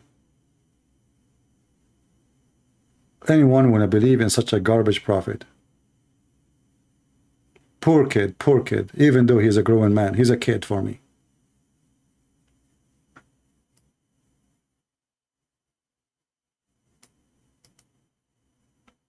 My friend, Islam is a disgusting cult. It's not only racist, it is stupid. It is a dummy cult. This guy, he is a Muslim because he cannot resist the sexual promises of Muhammad. Don't tell me now those versions are metaphorical. Your orgasm will be 70 years. It's a metaphorical. Your penis will be endless. It's a metaphorical. There's boys who they are white serving you in heaven. They are metaphorical. There's wine in heaven. It's a metaphorical. What the heck with this metaphorical? But not a single Muslim scholar says so. And this foolish poor person, he keeps saying to me, don't show me hadith. You know hadith is corrupted. And then when I put him in the corner, he quoted for me a hadith.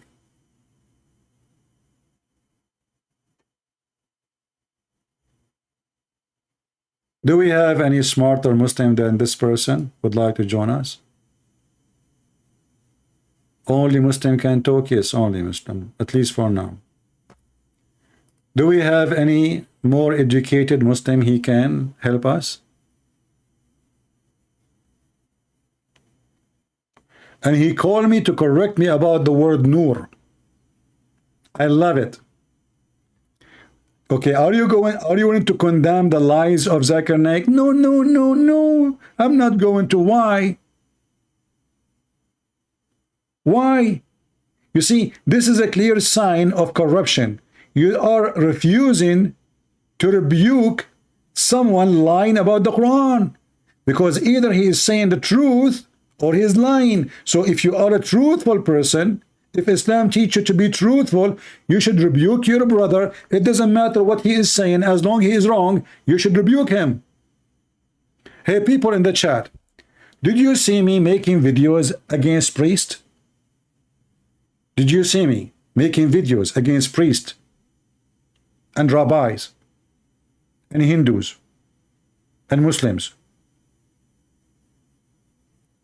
Why I want to make videos against priests? Christian priest. Because we are truthful.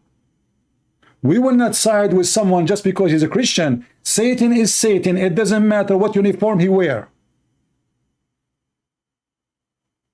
Garbage is garbage. The Bible said, be aware of false teachers. They will come to you in a clothes of a sheep, but they are wolves. But our friend here, he denied and he refused to condemn the false teaching. He called me to say actually that the word, look what he said, look how evil those Mohammedan are. He called me to correct me instead of correcting Zakir Naik, because it's not me who said the word nur is reflection. And then he said that the word al-nur is from the attribute of Allah. I said to him, what is al-nur? Where we can find it in the Quran? He refused to show me. There's nur. There's no al-nur. Which means you yourself, you said you don't accept anything except the scriptures, but then you go to a web page says Allah have those. Do you see the stupidity? He said he don't accept anything except the scriptures. And then they said to me, Al-Nur. Okay, I said to him, where we can find Al-Nur?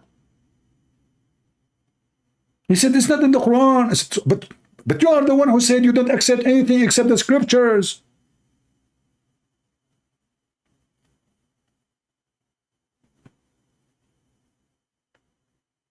Anyway, I forgive him for, you know, he was accusing me falsely that I'm smart.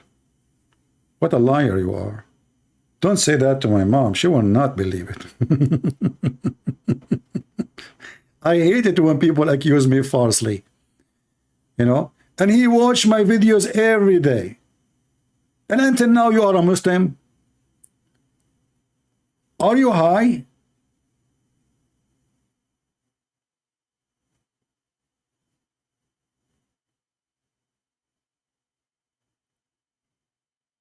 You think you can bribe me by saying to you, I like your video, you are smart? I'm not smart, I'm genius. I will tell you why I'm genius. My mom, when I was a kid, she used to say to me, you are afreet. You know what afreet? Afreet is a genie. So if you ask them, they say to you, he's a genie. Yes, you know, so genius. That's where it's coming from. Look at your stupid prophet. Even cartoon is better than your prophet. Can you believe it that the Afreet is in the Quran? Afreet is a story for kids. The Persian, they keep speaking about it. The Indian, long before Islam. Suddenly the word Afreet appeared in the Quran. Afreet. Look at the Afreet. If you type the word Afreet, you will die laughing. This is a fiction creature.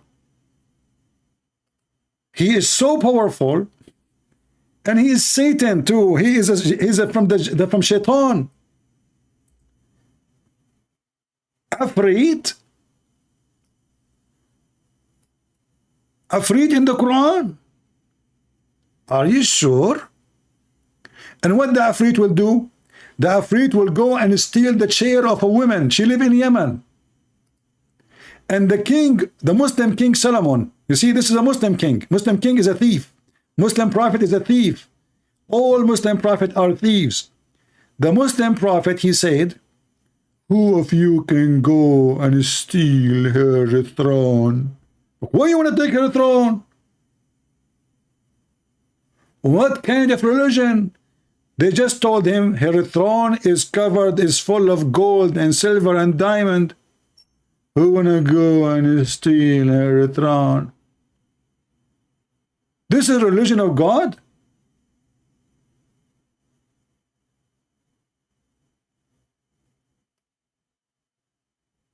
What make it your throne to steal it?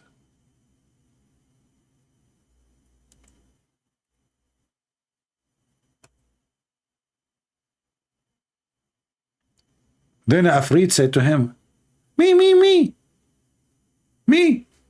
please, prophet of Allah.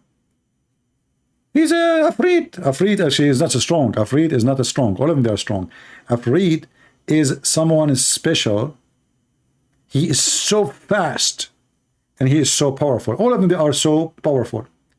But he is special with fast. He can go to anywhere in the world in a second.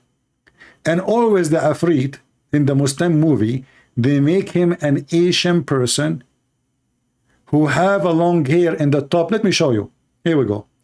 This is a Muslim Afrit. Do you see the Afrit? This is Afrit, brother. And lately in the Muslim movies, they start making Afrit as a black man.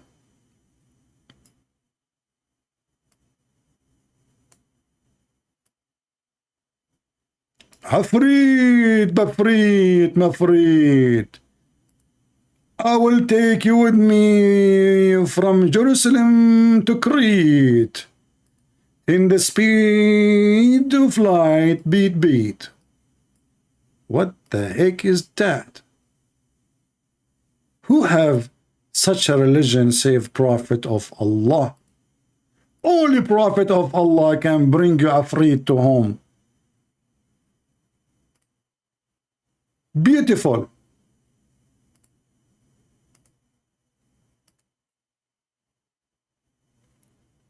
And this guy with big stomach and big belly and big breast, how in the world he can go so fast? I mean, this guy, and look what he is wearing around his waist. It's like he's going to do a belly dancing. Afrit in the book of Allah. And then, brother, this Afrit is not like any Afrit. He is Afritano. This Afrit is so special. The chapter of the ants is so special. The value of the ants, brother. He live in San Francisco in California. I'm sure you can go there to the valley of the ants. This is where they grow gold and silver. Maybe it's the Death Valley. Right? That's deep. And Solomon, brother, this guy, he have all the equipment you can believe or not believe. Oh boy. Oh. And the story of the bird who came to Solomon, he told him the story. Yeah. True story from a true God. He is the God of the Abdul. From Liverpool. Garbage in, garbage out. If there is any Muslim would like to join us, beside this poor man, I pray he will leave Islam by tomorrow, if not tonight. My friend, you might die today, and your soul will be taken away from you, and then you will end following a child molester, criminal, thief, idiot. Did you ask yourself why we Arab Christians, after 1400 years of Islamic occupation, they could not make us believe in Islam? We pay jizya to stay not Muslims. We pay money every month since 1400 years ago in order not to follow the garbage of Muhammad, because we knew, and we are a 1,000,000,000% sure that he is a fraud and he is Satan.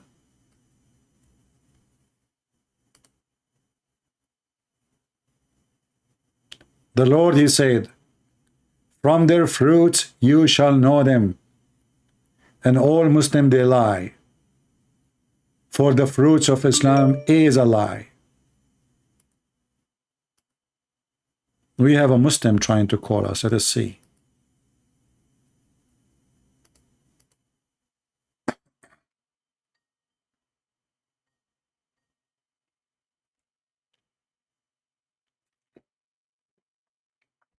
Hello? Hello? Hello? This guy is using the internet of the neighbor. Hello?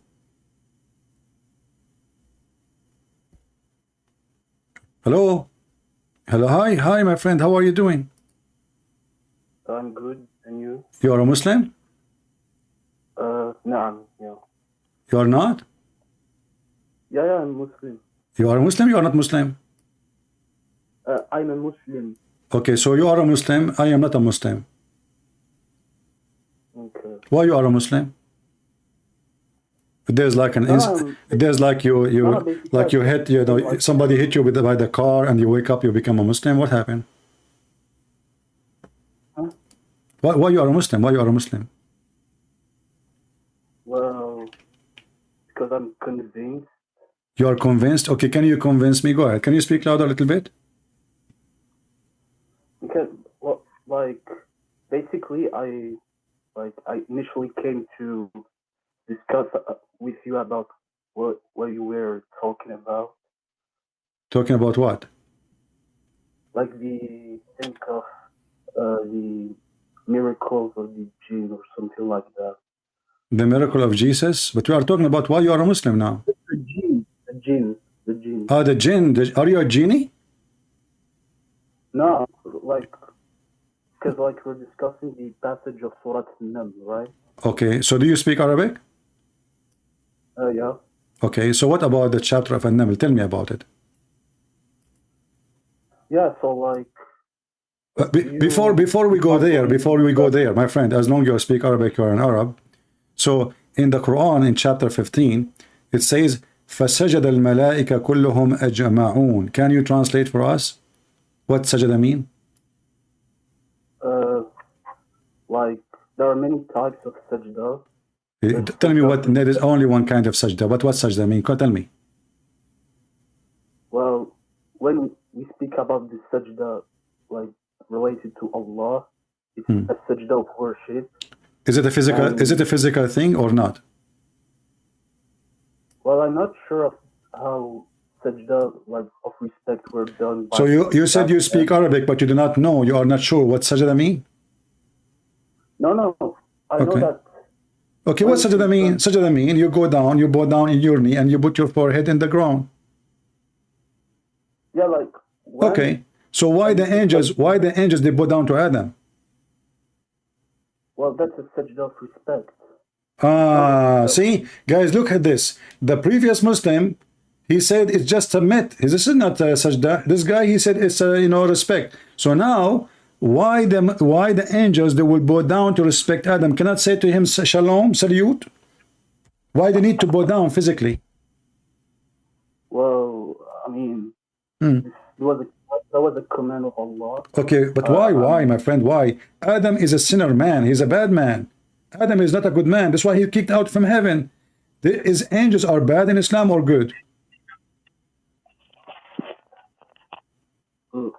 Is angels in Islam bad or good? Wait, I didn't hear well. Okay. In Christianity, we have bad angels. Like as an example, Satan himself, he used to be an angel, fallen angel. In Islam, there's no fallen angel. Shaitan is created to be shaitan. So I'm asking you now, why the angels bowing down to Adam? Adam is a sinner.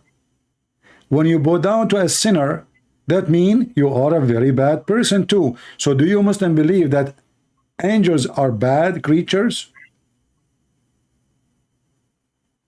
I mean, I don't understand what's your point here. Okay, if I bow to the king, that means the king is higher than me, correct? That what? If I bow to the king, that means the king is higher than me, correct? Well, I would say not necessarily. Okay. I don't understand what you are saying, my friend. Speak louder, speak louder. You bow to someone, obviously, he is higher than you. Yeah. Okay, so why the angels are bowing down to Adam? Well, first of all, I believe that, well, look, let's begin from the beginning. Basically, I believe that a Muslim human is superior to an angel. That's one. A Muslim human is superior to angels? Yeah. Okay, so why the Quran called the angel the Almighty?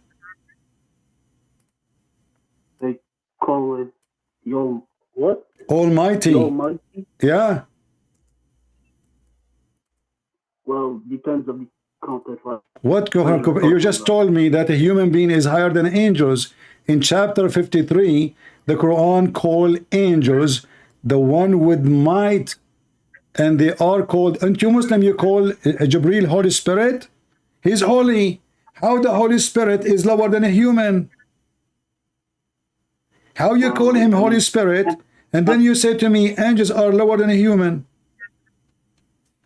I mean, that's just your interpretation. Like, I'm not giving interpretation.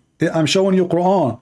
Quran saying in chapter 53, you speak Arabic. ذو مرة فاستوى وبالأفق الأعلى فلما دنا فتدلى فكان قاب قوسين أو أدنى فأوحى إلى عبده ما أوحى.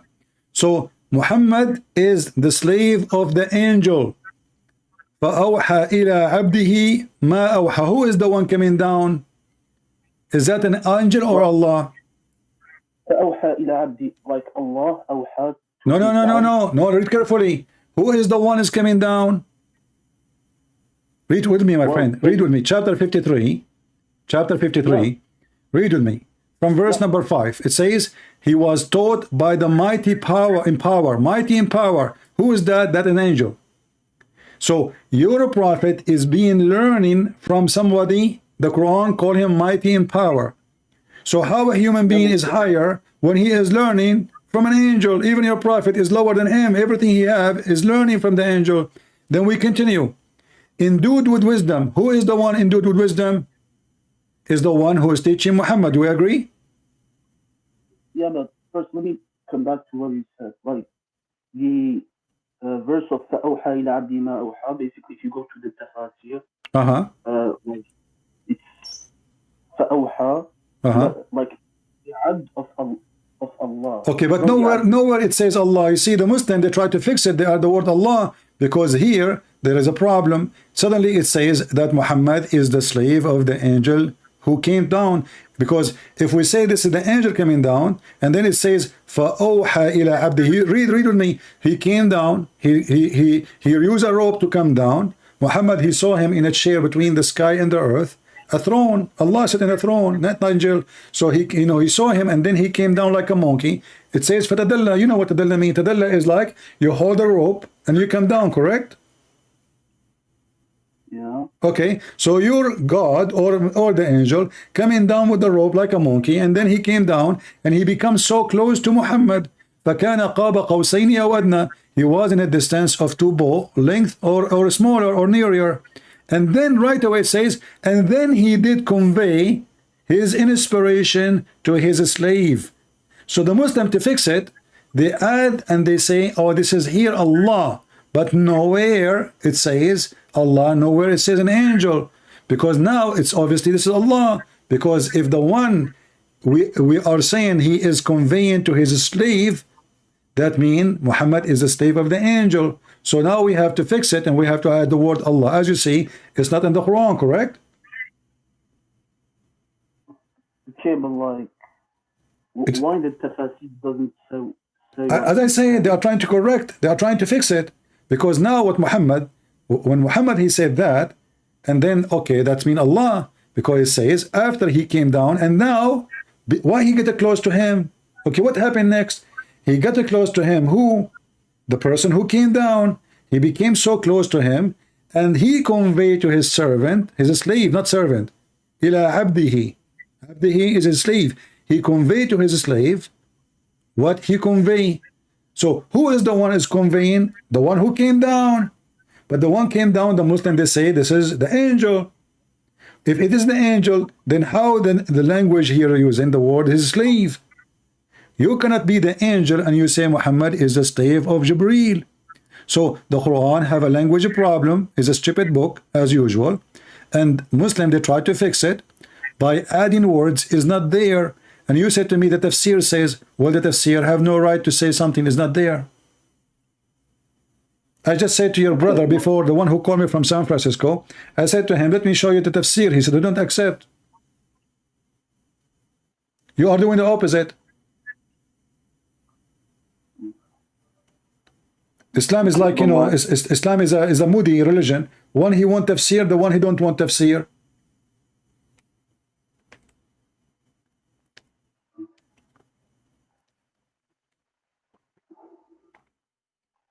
What do you think? Can I just make 2 points here? Sure, no, go ahead, no problem, my friend. You sound like a nice guy. What's your name? Yusuf. Yusuf, you are welcome, Yusuf. You sound like a nice person. Go ahead. Yeah, so, like, just let me finish my thing. So, I wish your voice is more clear, because really I have difficulty to hear you. Okay, so, yeah, basically, like, first of all, as I said, the tafsir doesn't agree with you. And, like, basically, the way you're interpreting it, it's according to, like, your reading of the verse. Like, you cannot interpret the verse without going to the tafsir. But my friend, but when the Quran was sent down, there is no tafsir is written. Yeah, but the tafsir, like, are based from the aqwal of the salaf. So, okay, like, but that means that you Muslim, you don't follow the Quran, you follow what somebody else said, not what Allah said. Allah never said this is Jibreel. Allah actually, he said, the Quran saying this is the mighty in power, and he is the one who inspired. Jibreel never inspired Muhammad. Who is the one he inspired? Is it Jibreel or Allah? Well, basically, Jibreel, okay, through him that the revelation is done, but at the end of the day, like, the revelation originally came from Allah. Okay, I want to go with you. The word wahi, what the word wahi mean? Basically, revelation. Is what? Revelation. Revelation, okay. So, wahi in Arabic mean inspiration, not revelation. Okay. Do you agree? I mean, I'm not sure the difference. You can open dictionary. Wahi is inspiration, not revelation is scriptures. Okay. I mean, okay. Okay. Inspiration is when somebody speak to you in your mind. Is that correct? I mean, I don't really know the difference between those. No, wahi, you are an Arab, I am an Arab, so now we know what wahi mean. Wahi is to receive inspiration directly to your mind, not somebody come to your door and knock at the door, say, hey, Abdul, I have a letter for you. That is not inspiration. Do we agree? Yeah, but like here we say that it's Jibreel who came up with. No problem, but look, here it says it is a wahi. Wahi is not a delivery. Wahi is when God communicates directly with the man he chosen to be a prophet or a messenger, etc. And he conveyed to him, to his mind, to his, not even by talking. You see, when God, he spoke to Moses, we cannot say this is Wahi, because he spoke to him. Wahi is word of God come into your mind without seeing God, without talking to God. God, he spoke to you in your mind. That is a wahi. If God, he spoke to you, saying to you words, and you heard by your ears, and you have a delivery in front of you, a person, that is not a wahi. That is a delivery. So when a messenger of a king, he is sent to other king, can we say he delivered to him wahi, or he delivered to him letter, message? That is a message. Yeah, but like, okay, I assume that when it comes to Allah, and like, it's a different term and conception. Okay, if there is any other prophet in Islam, he received delivery with the angel Jibreel except Muhammad? Well, I mean, I know some people like Maryam. Maryam is not a messenger.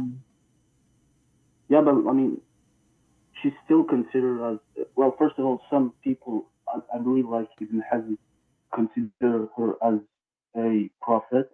Well, I mean, Maryam is a prophet, man. Maryam is a prophet. What is her prophecy? She is a lady. She received a message. She will have a baby. That's it. That is not a. That is a message. So there is no need for God to inspire her, for she is not a message. She will have a child. That's all. So the only person in the Quran, the angel came to her. One verse says angels, other verse says one angel, but no problem.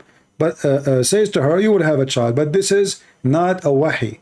Wahi, you know, like even if we go there, it doesn't say the word wahi, Allah awha ila Maryam. No. Okay. Okay. So the only one, huh? Yeah, I just said that it would be really nice if you could maybe provide references or aqwal from scholars that confirm what you say. Well, there is no need for scholars, because if any of them, you should know them there too. If there's anyone says that Jibreel come to other prophet, okay, when Jesus he was born, did Jibreel came to Jesus and said to him, I will give you the Bible? I'm not sure. No, Jesus he spoke in the cradle, you know that, right? Yeah. Okay, so there's no Jibreel. When Moses, he have the 10 Commandments and the Torah according to Islam. According to the Quran, Allah gave him, which is written by his hand. This is why you Muslim, you call Moses Kalimullah, correct? Yeah. Okay, so Allah spoke to him. He spoke. He did not say Jibreel. So Allah, he speak to Zachariah. Allah speak to Moses. Allah speak to Isa. Allah speak even to Shaitan, but he don't want to speak to Muhammad. Yeah, but he spoke to him in the Isra and Mi'raj, like on this. That's not true, because Muhammad, if he spoke to him, that means he met Allah. Muhammad never met Allah. I mean, it's like my friend, if I show you the hadith, you will say to me right away, I don't agree with it, because that means Allah is a man. You say that he was wearing shoes, you know, the hadith, the one Muslim quote, Allah wearing shoes, he have curly hair. Huh? Is that correct? I think I have an idea of what you're talking about, but like I don't think this is like related to what we're talking right now. Well, we are just trying to figure out what this guy before you he was saying, but now it looks like you want to back up before we finish it, because the story of saying that Muhammad he received inspiration is a false, because Muhammad never received inspiration. He received delivery. A person come to his door. Even the hadith says that once the angel he was coming to his house, he could not get in because there was a dead dogs under the bed of Muhammad. Is that correct? Like that the angel like give him things from that Allah told him. Yeah, that's correct. Okay, but why an angel cannot deliver the message of God because there is a dog inside? Because there is what? Why the angel, if this is inspiration, how inspiration can be affected by a dog? Well, I mean, what's the issue? Like, angels don't like animals and things that might be dirty, that's all. Well, is a human being, is it clean? Human being is more dirty than a dog. Yeah, but like, this is things like you cannot figure out. This is okay. Like, are you saying to me that the angel, he will get sick if he get inside the house because there is a dog inside? I don't know. Like, maybe it's like toxic for them, or I don't know. So now, if the angel of death wanna come and take my life, I can have a dog and I will live forever, because he cannot get in. No. Yeah, but like there are many types of angels. So the angel of death, he can get in, but Jibreel cannot. But I thought Jibreel is the most powerful. Yeah, but like he doesn't have all the. I mean, again, it depends of your abilities and your duties and all what Allah gave you as. Okay, so Allah, when He created the angel Jibreel, He made him weak when it's come to dogs, correct? He made him what? He made him weak. He weakened so weak, like he cannot really. When he see a dog, like he will do poo. He very do a dog. I cannot get in. You know, right? He gets, you know, he have a phobia. Allah created him with this phobia. It's not weakness. So what it is? Why he cannot look? The hadith says Muhammad said to Jibreel, "Okay, I was waiting for you, man. Where you been?" He said to him, "A puppy." A puppy. It's a puppy. It's not even a big dog. It's a puppy. It's a cute puppy. And if the dog is dirty, why Muhammad have a dirty dog at home? Yeah, well, I think I know this hadith. First of all, I think he entered by accident, like they didn't know. And second, as I said, yeah, like angels, like there are things that us human we can't figure out about. Dirt things that angels consider as dirty. Yeah, my friend, hold on. I mean, in the house, there's a bathroom where people do poo-poo and they do shit. I mean, okay, so why when I enter a house have a bathroom then? And angel of God, how they can be affected by a puppy? It's just a puppy, little cute, you know, beautiful puppy. God made the puppy. It's not the Satan who made the puppy. Who made the puppy? Yeah, God. Yeah, but as I said, this is all a question of perspective. The perspective of a certain type of angel is different from the perspective of a human. Like, it's different how they perceive dirt compared to us. So the message of God now is in has a big problem because there is a puppy, and the puppy. What if the puppy stay in the house for the coming 50 years? And why Allah don't tell Muhammad don't have puppies? Here we go. The angel is waiting outside, and this puppy playing with his tail. How, you know, and nobody notice. Can't the angel, this angel who have 600 wings, can't he make this puppy come out? Like, get him some beef, some meat, go to Walmart, buy some food, put it outside, the puppy will come out. He could not get in, waiting for this ugly, scary puppy, you know, a horrible puppy, enemy of Allah. You know, the message of Allah was late not to be delivered to Muhammad. All of this because of a puppy. And Muhammad is waiting, you know, like, where is the heck this angel? He told me he will come today, second day, third day, fourth day, 5th day. And then finally, the angel, he came. Okay, hey, Muhammad, my angel, where you been, man? Where you been? Oh, there was a puppy under your bed. This is, what if it's an inspiration? What the inspiration will go to your head, not to the puppy. Who is the puppy? I mean, okay, don't they have puppy in Mecca? So what difference is going to be making in the house or in Mecca? The whole city have puppies and have dogs.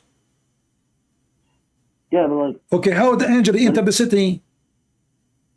Yeah, but it's different in the house. And again, it's why it's different in the house? There is dogs everywhere. The whole town have dogs.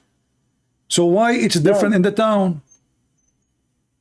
Well, this is because this is what Allah commanded, and this is what it's in the hadith. And like, I just want to tell you, like, in Islam, you must not look at things if you don't understand them in a human perspective. Like, human perspective, okay.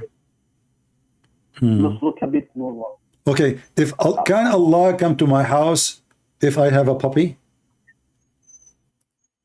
Well, like, since when Allah come? Can Allah come to my house if I have a puppy? Who will win, the puppy or Allah? I have a house and I have a puppy in it. Do Allah dare to enter the house where I have a puppy in? Or He don't dare? Well, I mean, first of all, Allah doesn't incarnate on earth. Like, we don't believe in incarnation. Well, are you sure? Well, yeah. Okay, isn't it your prophet? He says Allah, He come every third part of the night? Yeah, this is in the, like, I think it's the Sama al-Dunya. Okay, but that means He incarnate, because now He is going inside His creation. Isn't it the Sama al-Dunya is His creation? This is not incarnation. He just, like, moved. but it stayed the same. Okay, do you see my screen?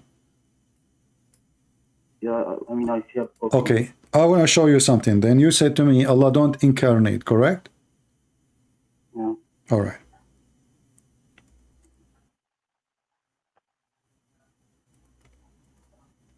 I want you to read with me this hadith. I heard the Prophet saying, our Lord will lay bare his shin, and then all the believers, men and women, will prostrate themselves before him. Is that shin of Allah is original or incarnate? I mean, I didn't read the hadith, so another. Allah will lay bare his shin. And women will.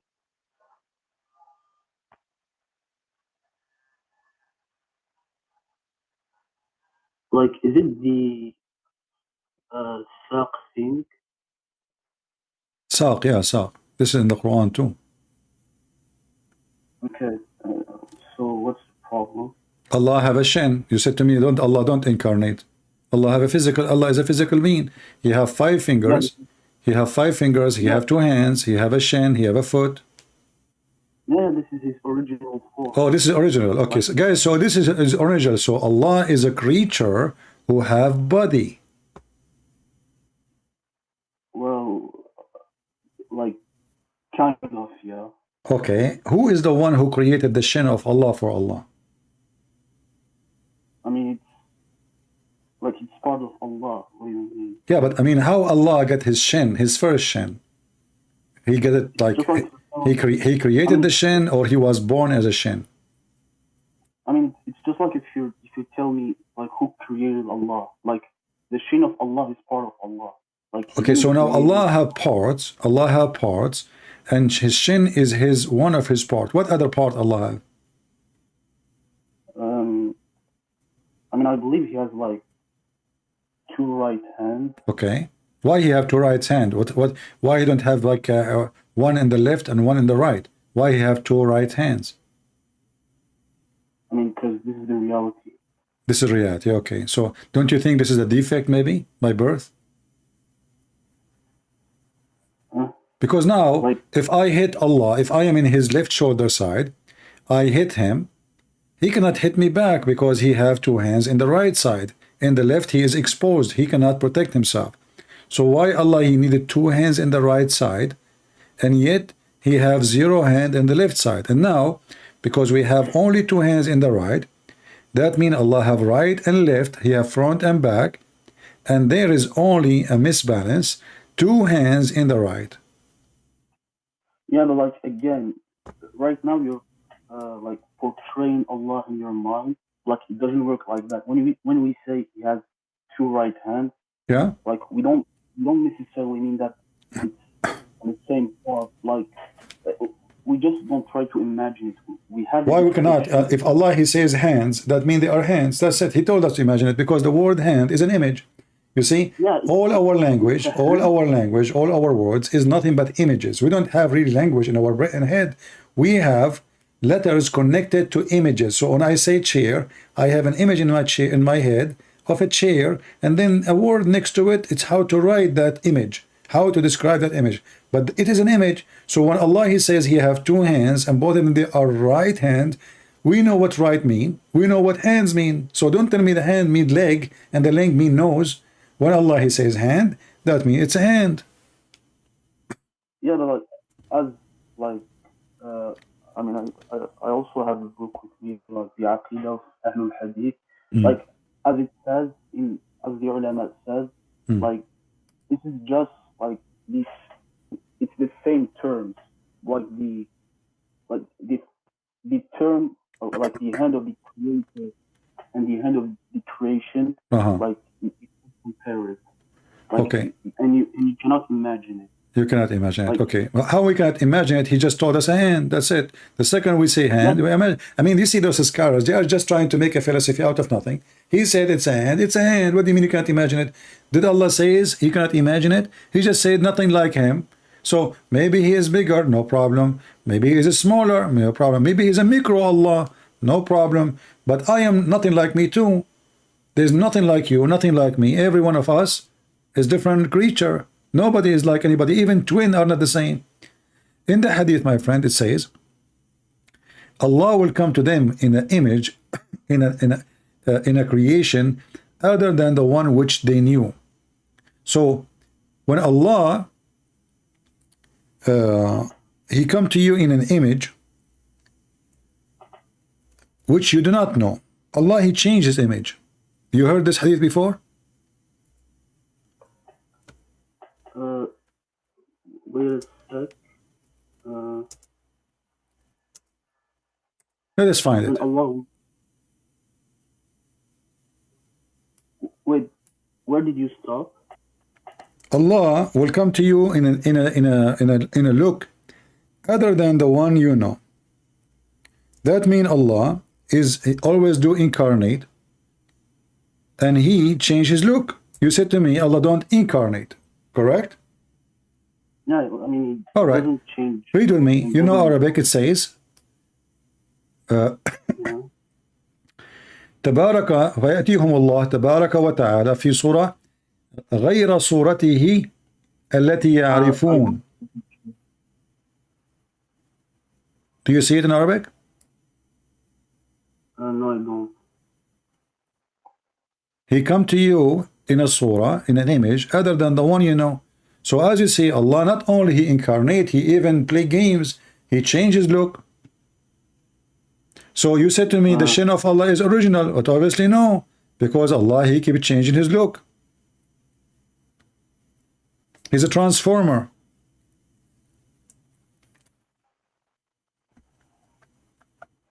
Do you see it or no? Yeah. Okay. So Allah himself is playing games. And now I want to ask you then, as long Allah, you said to me his shin is the original. So now what Allah will do with the original shin when he change his look? Is he going to put the original shin in the closet and then he will make a new one, and then when he is done he come back to the original one?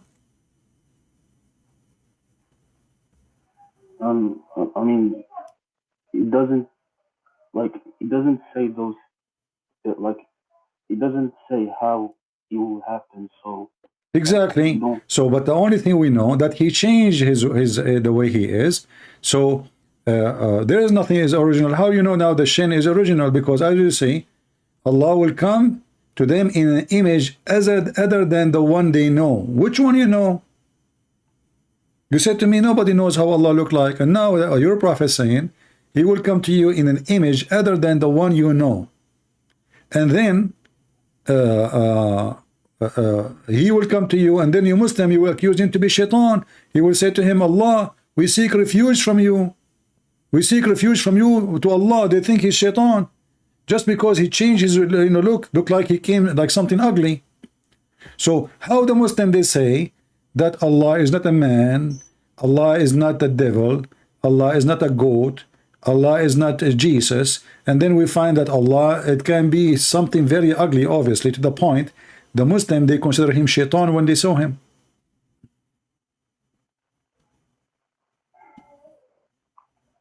I mean, do you see it says we seek refuge? We seek refuge from you, and nobody will talk to him except the prophets. And then Allah will come to them in an image which they know, and then they will worship him.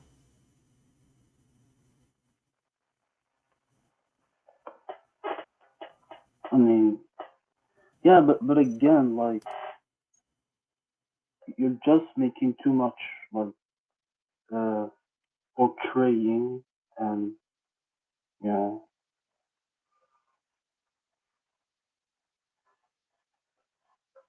I'm making too much by reading for you what your prophet said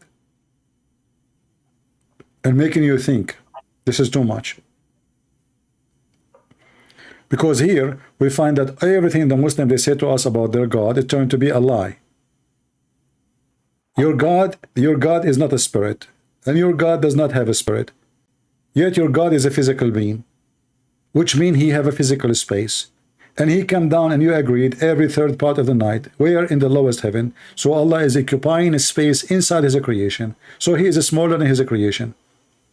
And then you Muslim, you say to me, how God can enter his creation? Then we find that Allah himself is inside his creation. In fact, he is inside his shin. Do Allah have an ass? You say no to me, no. Do we have a chest? You say, I do not know. Do we have a waist? You say, I do not know. So we have a shin, we have a foot, we have 5 fingers, we have 2 hands in the right. So we have a shin God, have 2 hands in the attached to the shin. If I decide now to draw your God, based on what your prophet said, and I'm not making fun, you know, I'm just using the description your prophet is using, we will find a very funny description. Because what is this, you know, how this can be from God? It cannot be from God. Are you with me? How this can be from God? I mean, this is God. The Muslim, they have imaginary image of their God, and the second we question this imaginary, they get upset. But we are not the one who is saying this imaginary. It's your prophet who made it. I will draw your prophet imaginary about his God, and now we cannot say even this is imaginary because Muhammad, he claimed, he speak of knowledge, correct? He's not imagining, he is saying what Allah told him through the angel Jibreel, correct? Yeah, but like, so now you're criticizing our conception of no, I'm not criticizing, I'm just showing you how Allah is. So this is, Allah is a shin, and this shin have a foot, okay? And then he don't have shoulder. He have a face. So there's a face here in the top of his shin. He have 2 eyes. And then he have 2 hands in the right side. Only in the right side. And in each hand have 5 fingers. Correct? Well, this is your God. Not true. What do you mean not true? This is your God. Your God does not have shoulders. He have 2 hands. He have a shin. He have a foot. He have no ass. He have a face. That's your God. Man. What do you mean? No. I mean, this is what. Okay. Do you have any part I did not add? Give it to me. I will put it in the picture. Did Allah he say he have an ass? No. Did Allah he says he have a shoulder? No. Did Allah he say he have anything except what I mentioned? A shin, 1 shin. He did not even say 2 shin. 1 shin, 2 hands, both of them in the right side, 2 eyes, a face. If there's anything else missing? As I said, man, just don't imagine it. Like why, my friend? You keep saying to me, don't imagine it, but Muhammad, he gave a description. He just did. By saying he have a shin, he have a foot, he have a face, he have 2 eyes, he have 2 hands, and he even count for us how many fingers. And then you say to me, don't imagine it. How in the world? Like if somebody commit a crime, the police, they have somebody is specialized to listen to you, and then he will draw how you describe the person. So Muhammad described this person, Muhammad himself, Allah himself, he described to Muhammad how he looked like. And then you keep saying to me, don't imagine it. I'm not. It's your God who said that. Yeah, but like, if, for instance, I tell you someone is named Allah or Yahweh, like, does this necessarily mean that he has to be a person or creature that you could imagine? My friend, I do not need to imagine. As an example, when we speak about God, we say Jesus come to us, so we know he came as a man. That's it. There's no need for imagination. But now your God himself, he described himself, and you Muslim, you wash your hands. The second we say, okay, he have a hand, he have a foot, he have 5 fingers, he have 2 eyes. Okay, why Allah have 2 eyes? Why he have 2 hands? You cannot answer. Why he have 1 shin? Why he have a foot? You see, when we say foot, it's mean he walk with it. When we say shin, it's mean he use it to connect to his foot. When we say hand, it's mean he grab things with it. When we say eyes, that's mean he see with it. Right? Okay. But like, again, like, your argument might work against like a sect in Islam. I think they're called the Mujassima. This is how we call it. Yeah, yeah, I think this is how we call them. Not sure. I must verify. Yeah, this might work against them, like your argument. But No, I'm not. You see, this is not the Mujassima. You Muslims are very confused. It is Muhammad is the Mujassima. Muhammad, he gave you this prescription. So when this sect of Islam says, okay, this is what Muhammad said, why you go against them? This is what he said. Is Ibn Taymiyyah is a Muslim Mujassima? Ibn Taymiyyah, he said that Muhammad, you said to me, you remember? You said to me when Muhammad, he went up to the sky, he met Allah. Yeah. Okay, but this is what Ibn Taymiyyah said. He met him wearing a shoe, but this is according to Aisha, this was a dream. This is not true. He never saw Allah, he never met Allah, he never heard of Allah. Okay, but I think like he met him, but he didn't see him. Okay, how you can meet him, but you cannot see him? Because he was covered with. Where it says he met him? Can you show me? I mean, I don't have the hadith with me right now. Yeah, I don't have the hadith, so I cannot. How you meet somebody, but he is not there? And if Allah, his light is so strong, then how in the world Muhammad, he cannot even see the light? Because okay, to see you cannot see Allah, but you can see his light, and his light will make you blind. Isn't it the Quran says that when Moses asked Allah to show him himself, Allah he shows some of his back to the mountain, and the mountain collapsed?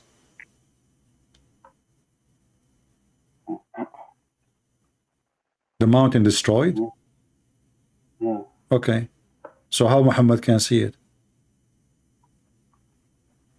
I mean, isn't it Aisha said, whoever said that the Prophet he saw Allah is a liar? Isn't it the Quran says, La tudrikuhu al-absar?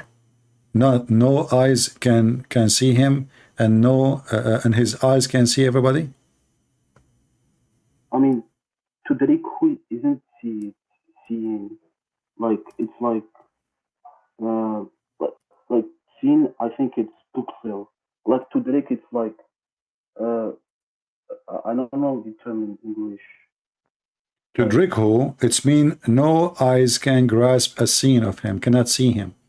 No eyes can see him. No vision can. No, I mean, I can explain in a few words. Like tudrikhu, basically, like it cannot enter like your mind or your your mind cannot like fully this is not about mind, my friend. This is absar, tudrikhu al-absar. No vision can reach him, but his vision can reach everybody. This is what the Quran is saying. You can open any interpretation. Yeah, but no, like when we speak about the my friend, the hadith says Muhammad he saw only light. He didn't see Allah. He saw only the light of Allah. Do you know this hadith or not? Yeah. Okay, so he did not see Allah. He never saw Allah. He never met Allah. He saw a light, but the light of Allah supposedly is here. Isn't it the Quran is the light of Allah? Isn't it all the light is the light of Allah? Isn't it that the kuffar, they try to distinguish the light of Allah? So in the hadith says, Muhammad, he saw nothing. Any Muslim claim that Muhammad he saw or he met Allah, he is lying, because nowhere it says that. Here we go. I asked the Messenger of Allah, did you see the Lord? He said, his light only. How could I see him? How could I see him? I saw just the light, his light. So he never met Allah. Yeah, because Allah was covered by the light. Okay, how he is covered, but he saw his light? If he is covered, the light is covered. No, but like you can see the light, but you cannot see Allah. Okay, that's mean he never met Allah. No problem. So Allah is covered. Covered by what? By hijab. Is that correct? A hijab of light, yeah. Hijab. Okay. How Allah is hijab is a cover for the hair, or hijab is a curtain? I mean, it's just covered, like you cannot see him. Okay, no. Hijab. Is it a curtain or it is a cover for hair? Because Muslims, falsely, they are using the word hijab for the scarf the woman she put in her head. Do you agree? Muslims always, they have false teaching. Hijab is a curtain or it is a wall between you and something else. Do you agree? Yeah. So why the Muslim, they fool themselves, they say hijab is a scarf? Because if Allah is speaking to Musa from behind the hijab, that means he's a woman. No, when we say a woman like has a hijab, yeah, basically, so this hijab, so in this case this scarf, like my friend, I never saw a Muslim, he know his book. Nowhere in the Quran it says hijab is a scarf. Hijab is something you put between you and other person, not in the top of you. Yeah, I know. Like the term hijab can be different depending on the context. No. Always, here we go. The Quran in front of you. Chapter 7. This is the verse speaking about the hijab. The only verse speaking about hijab for women is in chapter 33, verse number 53. So if you want to ask the wives of the Prophet, and this is only was, by the way, for the wives of the Prophet, if you want to speak to them, ask them from behind the hijab. They are from behind the hijab, not the women. You see it? If you in sa'altuhunna mita'an fas'aluhunna min wara'i hijab. You, the Muslim, you are the one behind the hijab, not the women. The women, they are in their house, and you don't go. Yeah, so the hijab is can be a door, can be a wall, can be a curtain. That is hijab. Can be many things. Like no. It have to be something between you. This is why it says behind. Wara is you. She is in the front. You are behind that hijab, not in the top of her, not underneath of her. It is something between you and her. Yeah, but in the case of the scarf, like it can be a hijab. No, my friend. Nowhere in the Quran it says wear a scarf. Can you show me? Well, it doesn't say scarf. See? So it says from wara'i hijab, and you can read the story. He's asking them not to enter the house. They are inside the house. They are not naked. The women of Muhammad, they are not naked. He is saying if you want to ask them from behind the hijab, which means from behind the door, from behind the wall. Say, hey, the wife of the Prophet, is the Prophet here? She answered from behind the wall saying, he is not here. He is with Aisha. So now you don't enter and you are speaking from behind the hijab. Hijab never was a scarf. And this is why you see Allah himself, he speaks from behind. Always you will see behind. Why it's behind? Here we go. Chapter 42, verse number 51, it says, no one can speak to Allah except from behind. The Muslim translation saying veil. Veil is not a scarf. Allah is wearing a veil now.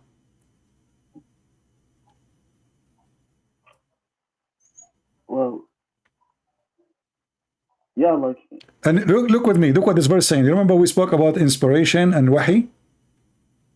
Remember we spoke about wahi, correct? Look what the translation is saying. So it is not given to any human that Allah should speak to him unless it be by inspiration or from behind a veil.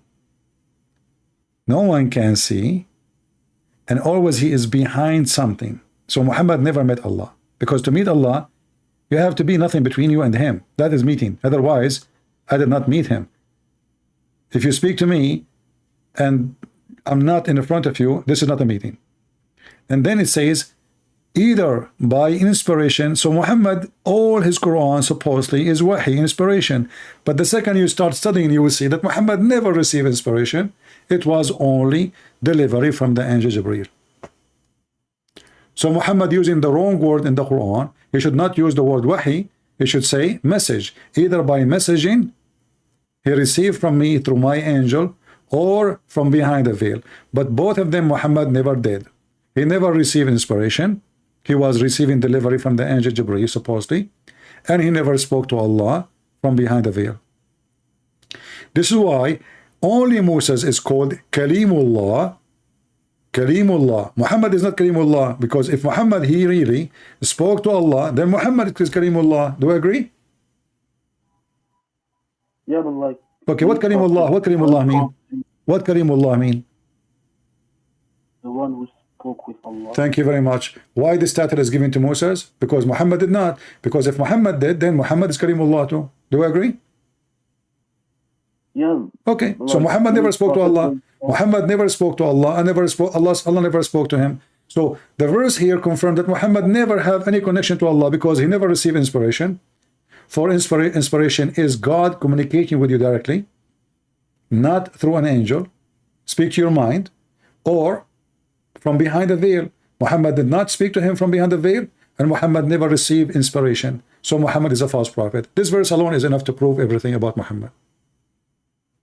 Yeah, but there is a verse which says, وَمَا كَانَ لِبَشَرٍ أَن يُكَلِّمَهُ اللَّهُ إِلَّا وَحْيًا أَوْ مِنْ وَرَاءِ حِجَابٍ. My friend, I'm reading it for you. This is the verse I'm quoting, chapter 42, verse number 51. Ash-Shawra, chapter of Ash-Shawra. This one you are quoting, chapter 42, verse number 51. It's not for a human to speak to Allah or to meet Allah, except to speak to Allah, unless from behind, or either by inspiration or from behind the hijab. Okay, but Muhammad did not do any of those. He never received inspiration, because inspiration is not a guy coming to my door delivering me a message. If God himself come to me and he spoke to me, this is not inspiration. Yeah, but like what we do with the many ahadith where we clearly see Jibreel alayhi salam coming to the Prophet. But my friend, this is Quran now. Quran saying Allah will never do except one of two. But none of those happened to Muhammad. Muhammad did not receive an inspiration. If I come to your door and I give you a delivery, this is not inspiration. Do we agree? Yeah, but like hey, this is not inspiration. So how you call the Quran inspiration? The Quran is a delivery, it's not an inspiration. Angel came to Muhammad, he squeezed him 3 times. We do not know why, and nobody can explain why. And then he started giving him delivery. So where is the word inspiration? It's wrong. The Muslim, they say, and you speak Arabic, Quran is perfect in Arabic, but you know that the Arab, they laugh at the Quran, and you are an Arab, I am an Arab, we are laughing now, because how it is an inspiration, yet but Muhammad never received an inspiration. Muhammad received delivery. The word wahi only can be used if someone received through his mind, not by voice, not by, if a voice can speaking to me, this is not inspiration. If a voice speaking to me, if I heard somebody, he's talking to me, this is not inspiration. I heard him. If I saw somebody and he spoke to me, this is not inspiration, this is a vision. If I heard no voice, but except in my mind, that is inspiration. Okay, but if I go with you and say that, what do you say inspiration is like dreams? That's an example. That's what you're saying? No. Inspiration right now, like I'm talking to you, and God decided to speak to me in my mind. Okay, don't yourself, sometimes you speak to yourself like you're thinking, correct? You think. All of us, we do that, right? So God, he can talk to you by in your mind. Hey, you know, Abdullah, do this. You know, that is from God, that inspiration. Or I delivered to you a message as inspiration. That means I spoke to you in your mind, not even by voice. If it's by voice, it's a message from God, it's not inspiration. Because I just heard him. Inspiration is something mute, no voice, except inside your mind, your head. And same time, you're a prophet, he never received Arabic Quran. Correct? Yeah, Yeah, he just as a book, he just received the Quran. No. Muhammad did not receive Quran. Muhammad received a sound of a bell. That is the only inspiration he have according to Muhammad now. Because you see the story of Jibreel proven to be a lie from Muhammad, because how Jibreel is talking to him and giving him delivery, and now suddenly the delivery became inspiration, and Jibreel is giving him a sound of a bell. Is it true that Jibreel, he used to speak to him in a sound of a bell? But I mean, I know the bell thing, but yeah. No, I'm saying, did he speak to him in a sound of a bell? I mean, I know that like before a wahi come, like, he hears some bell. Exactly. So now, listen. Now you are learning what inspiration is. Inspiration, you hear it in your mind, in your head. It's not somebody speaking to you. So the story of Jibreel is a lie, because Jibreel was speaking to him, not ringing bells. And now Muhammad saying, suddenly he is saying, the divine inspiration come to you. How they come to you, Muhammad? He replied, in all these ways, the angels sometimes come to me with the voice which resemble the sound of a ringing bell. But how this is can be wahi? This is not wahi. This is just a voice. He said a voice. He hear it. And what Jibreel he said to him? He don't speak Arabic. He ring a bell. Okay, Jibreel he ring a bell. How Muhammad take the bell sound and make it Quran in Arabic?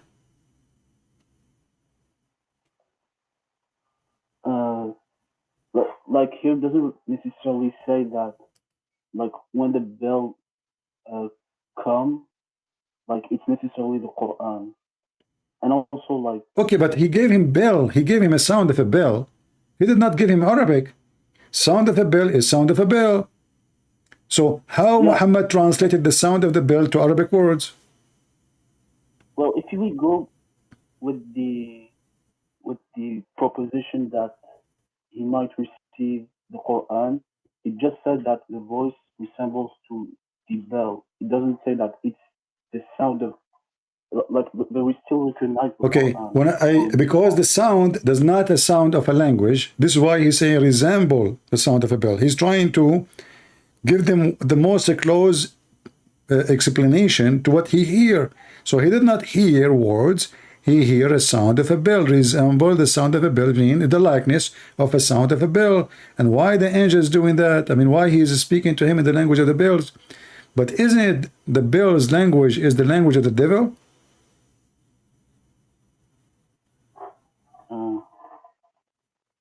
Is it your prophet, he said, that angels don't like and they will never accompany somebody? He have a bell sound with him?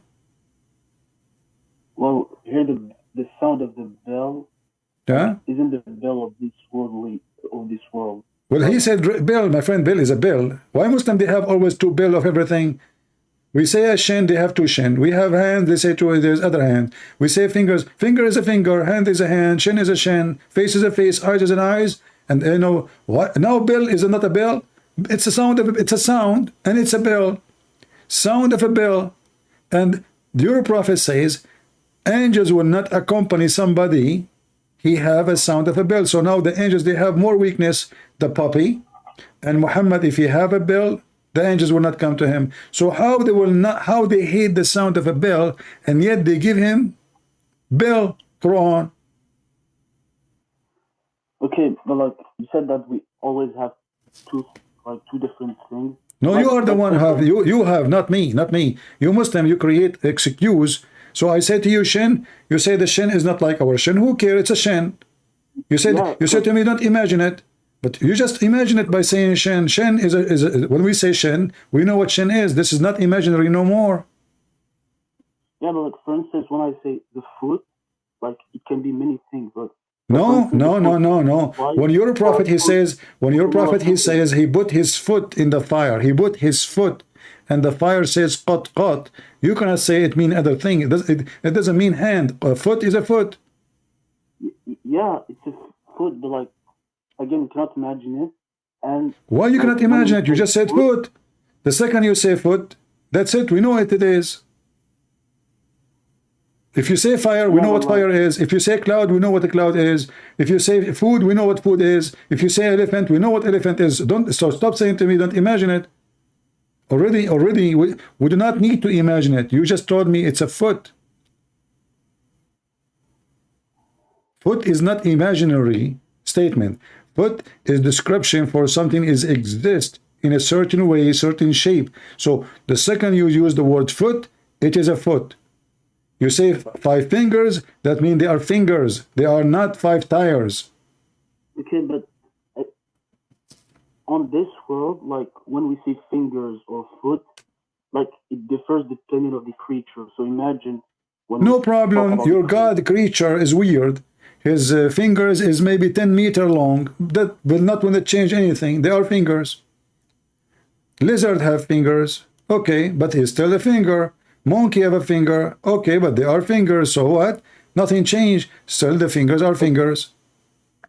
Okay, but like if you just can like know the exact reality of how he actually look like. My friend, we don't care. We don't care. This is not the question. You see, if you say to me you have a brother, he have a mustache, I don't know really how he look like, but I know now what mustache is. I do not need really to create my own way of a face now. So I know what mustache mean. I know what a beard mean. I know when you say to me he is 6 foot, I know what 6 foot is. So that's it. But now you trying to avoid the description of your God, and you're trying to avoid that your prophet is weird person. He contradict himself. On one hand, Shaitan, he is the one who used Bill.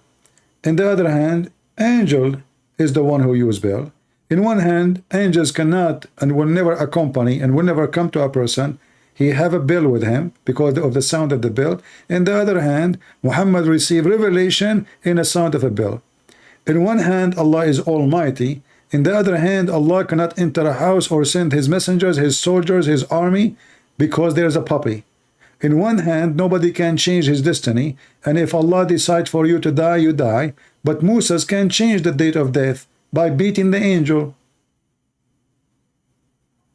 Everything is a contradiction in Islam. How in the world this guy he did beat the angel of death?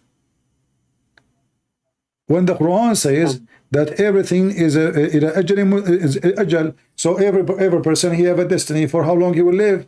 And then you say to me that Allah he sent the angel to take the soul and the ruh of Moses, and then Moses he played karate with the angel and he beat him and he kicked him out of his house, and then the angel come to Allah and his eye is coming out. I mean, I heard that some interpreted like who interpreted this said that the angel took the form of a human. So it's normal if he was able. My friend, doesn't matter. This guy is the angel of death. He is coming to take his life. You see, you Muslim, you try to find the solution always. So now we find the solution. Oh, he came as a human. How he is the angel of death? Angel of death, he does not need to come as a human or he wearing a uniform of a doctor. He takes supposedly your soul. He is not a human. He is an angel, and nobody see him.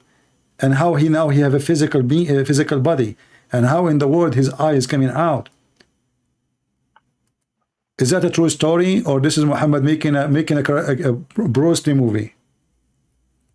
The guy is sent by Allah, and how? And now I need to ask you: do Allah take your soul by sending the angel of death, or He can take your soul automatically? Why He need to send the angel of death? What is that? What is the angel of death mean? I mean, it's his duty to take your soul. So Allah He decided that Moses today have to die. The angel is coming to take his soul. The Moses, you Muslim, you claim Moses is a prophet, right? Muslim prophet. No. But isn't it truly that if you beat the messenger of the king, does that mean you disobey the king? Moses now he disobeyed God. Moses he is beating the angel of God. He refused the command of God. But he didn't know that he was the angel. No, he knew. He told him, read the hadith. جاء ملاك الموت إلى موسى عليه السلام فقال له أجب ربك فقال فلطم موسى عليه السلام ملك الموت. So he told him, I'm an angel. He told him, I'm coming from your Lord. Today your soul will be taken from you. What Moses he do? He played like a Bruce Lee now, ching, and you know he beat the angel. What the heck? Why Muhammad did not do that with the angel? He can live longer. If this is the case, I am very well armed. Where is the angel of death? I will shoot him. Is Moses or like is Moses a human, or he is like a, how in the world Moses is it changing his destiny by beating the angel of death? Like, but at that exact moment, like, it wasn't the, like, at that day, Musa alayhi salam was supposed to die, but when the angel of the death came at the first time, like, it wasn't at that time that the soul of Musa was supposed to be taken. So, like, Allah planified all that, planned all that. So are you saying to me, Allah, he sent the angel of death, and then he inspired Moses to beat the angel of death, and then the angel of death came to Allah, his eyes coming out because this was the plan of Allah? I mean, this is qadr. Yeah. Okay, that means Allah is stupid, because what is this movie for? So guys, what our friend here is saying, Allah, he wrote a destiny for Moses that when the angel of death he come to him, Moses will beat him, and he will make his eye come out, and then the angel will come to me, and I will fix his eye, and then I will send the angel back, and I will say to Moses, put your hand there in the top of the ox, and then whatever hair is there, you will live in the same. So this is all is a movie drama. Allah, guys, he wrote the story before him with Moses, and Moses is not his will. Moses, Allah decide for him. Okay, so the angel, the poor angel, he went there to get a beat, you know, beaten by Moses. It's just part of a movie. And Allah is doing as he wish. All of those are victims. Moses is an actor. The angel is an actor. Allah is the player. You see, my friend, why we say Islam is stupid? Because now what the point? And you just mentioned something very important. You believe in destiny. That means everything now I'm saying to you is written by Allah. And everything you are saying to me is Allah, he made you to say it. So what the point? Even when a Muslim, he have a sexual intercourse, you know, is it true that your prophet, he says, Maktubun ala kullu farjin ismu nakihi, written in every vagina the name of the one who will if it? But like as a Christian, don't you believe in qadr? No, we don't. No, we don't. We believe that everyone have a free will. God, he created Adam and Eve. He gave them free will. Eat as much you want, do as much you want, except this tree. It's not a destiny. Don't do that. He did. This is not a free will. This is a free will. This is not a destiny. In your religion, no. In your religion, Adam, he commits sin because Allah forced him to commit sin. So what the point? So Adam is not bad. Allah is bad. Eve is not bad. Allah is bad. We are not bad. Allah is bad. For everything bad we do was a destiny. So Islam is stupid. And then Allah, why want to punish me if he decide for me to do the bad things? So he make me do bad things, and then he will punish me for doing bad things. This is madness. This is not even just. What is the just? Okay, but this is something concerning the qadr and Allah. I cannot question it. No, you cannot question it. I can, because I have a brain. Okay, but like, so if I go with your perspective, then even God in your religion created Satan, created bad No, people. my God, he did not create Satan. You are wrong. My God, he created an angel. The angel, because he have a free will, he decided to disobey God. Okay, in your religion, Allah created Iblis. Iblis, he worked for Allah and he's a Muslim. Isn't it the Quran says Iblis is a Muslim? He was a jinn before. Well, yes, he's a jinn. No, he's a jinn, but he's a Muslim. Yeah, he was a Muslim. No, he was not. He is still a Muslim. No, right now he's not a Muslim. Okay, read with me this verse then, my friend. Here we go. I will show you a verse on the screen. Give me a second, and you read it in Arabic. Okay.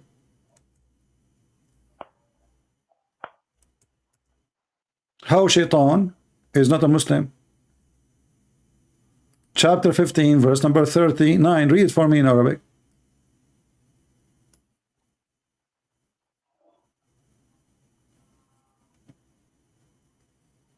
I don't see it.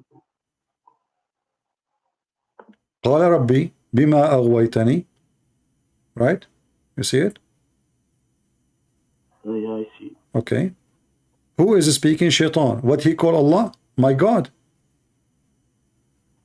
Yeah. But it's not enough to believe in God. No. How he don't believe in God? He called him God. He worship God. And not only that, he said to him, you misled me. Who misled Shaitan? Allah. It's a destiny. Read there, my friend. Read. It says, Bima aghwaytani. Because you misled me. Read it. This is the Muslim translation. Iblis, Satan said, oh my God, because you misled me, because Allah is a true Shaitan, Shaitan is a victim, because you misled me, I shall indeed adorn the path of error for them, between two bracket mankind on earth, and I shall mislead them all, except your chosen guided slave among them. So Shaitan is serving Allah. Allah agree. He said, this is my straight path to me. That's good. Go ahead. So Shaitan, he called Allah my God. And Shaitan and Allah agree. Shaitan, he say, Allah, you misled me. Allah don't say, no, I did not. He says, okay, no, this is true. And because you misled me, I'm going to mislead them. Okay, but like Allah misled the zalimin, those who initially had bad intention. My friend, who misled the Shaitan? Here it says Allah. Okay, thank you very much. That means Shaitan is Allah. The real Shaitan is Allah. Shaitan is just a poor guy. He was misled. Who is the... If I misled you, it's mean you are my victim, not the opposite. If I lie to you, says to me, give me $10,000 because I want to buy something for you, and then I take the money and never come back. I misled you, correct? I misled you. So you're a victim.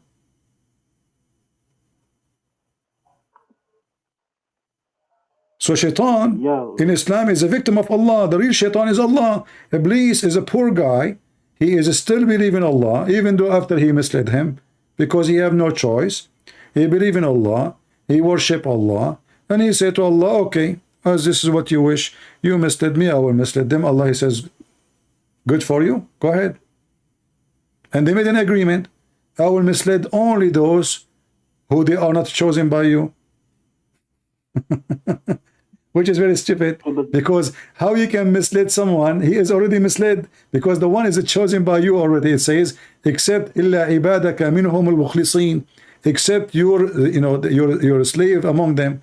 Well, but how you misled someone? He is not a slave of Allah. You cannot mislead him, because already you are misled. If somebody is not a Muslim, how he will mislead him? He is not a Muslim already. He is misled already. I mean, the statement is written by a mentally ill person. How I can mislead someone? He lost the way already. Isn't it Islam is the true way? Okay, so I will mislead those who they are not Muslims. Okay, but those are misled. In order to mislead somebody, he have to be now in the state of not misled. If he is already misled, you cannot mislead somebody is misled. Like you say to somebody, I want to make you have cancer, but the guy already have cancer. So you do not give him a cancer, he have cancer already. So Shaitan will mislead those who they are already misled. That is stupid. But like, is it problematic for you that God can mislead? My friend, your God, it's not a problem for me, it's a problem for you, because you will go to hell. Your God cannot mislead me. So now we confirm that your God is a devil, because God, he guide. God don't mislead. Jesus, he said, I came for the sick, not for the healthy. What does that mean? The sick, he's not a doctor coming, he's opening hospital. No, he came for the one is misled, so he can lead them, not the opposite. Your God, he come to mislead. Everyone is misled in the world is misled by Allah, because Allah misled Shaitan, and then Shaitan, he misled everybody else. But because we believe in destiny as a Muslims, now we believe that Shaitan and a human being, they are misled by Allah anyway. Like, I think even God in either in Judaism or Christianity also, I think he misled as well. No, You know, I can give you an example how God can mislead. As an example, a Muslim is coming to kill me. A Muslim is coming to kill me. God can mislead them by their evil, which means he will not make them successful to kill me. Not misled by, let us say, misguiding them. No, they are evil, going to do evil. So he made them in trouble with their evil. That's all. Like you are making conspiracy against Israel and you want to kill every Israeli. God can mislead you to do the right plan, wrong plan, not misled by misguiding from saying the truth and God. No, he can, like what happened as an example when all the Arab they attack Israel and the Israeli have only 4 airplanes, only 4, and the Arab came from every country in the world with arms and etc. God, he made Israel have a victory. It's not the Israeli. How? Because Israeli are a small army, tiny. The Arab, they thought that this army have a lot of airplane, but 2 of them, they stop working from the first day. There's only 2 left. And the Arab army by hundreds of thousands, if they continue to Jerusalem, they will take it for sure. And they stop and withdraw and run. So their evil misled them. And God did not let them do their evil plan. And the Israelis survived. Then the Muslims, they decide to do second war. And then the Muslims decide to do third war.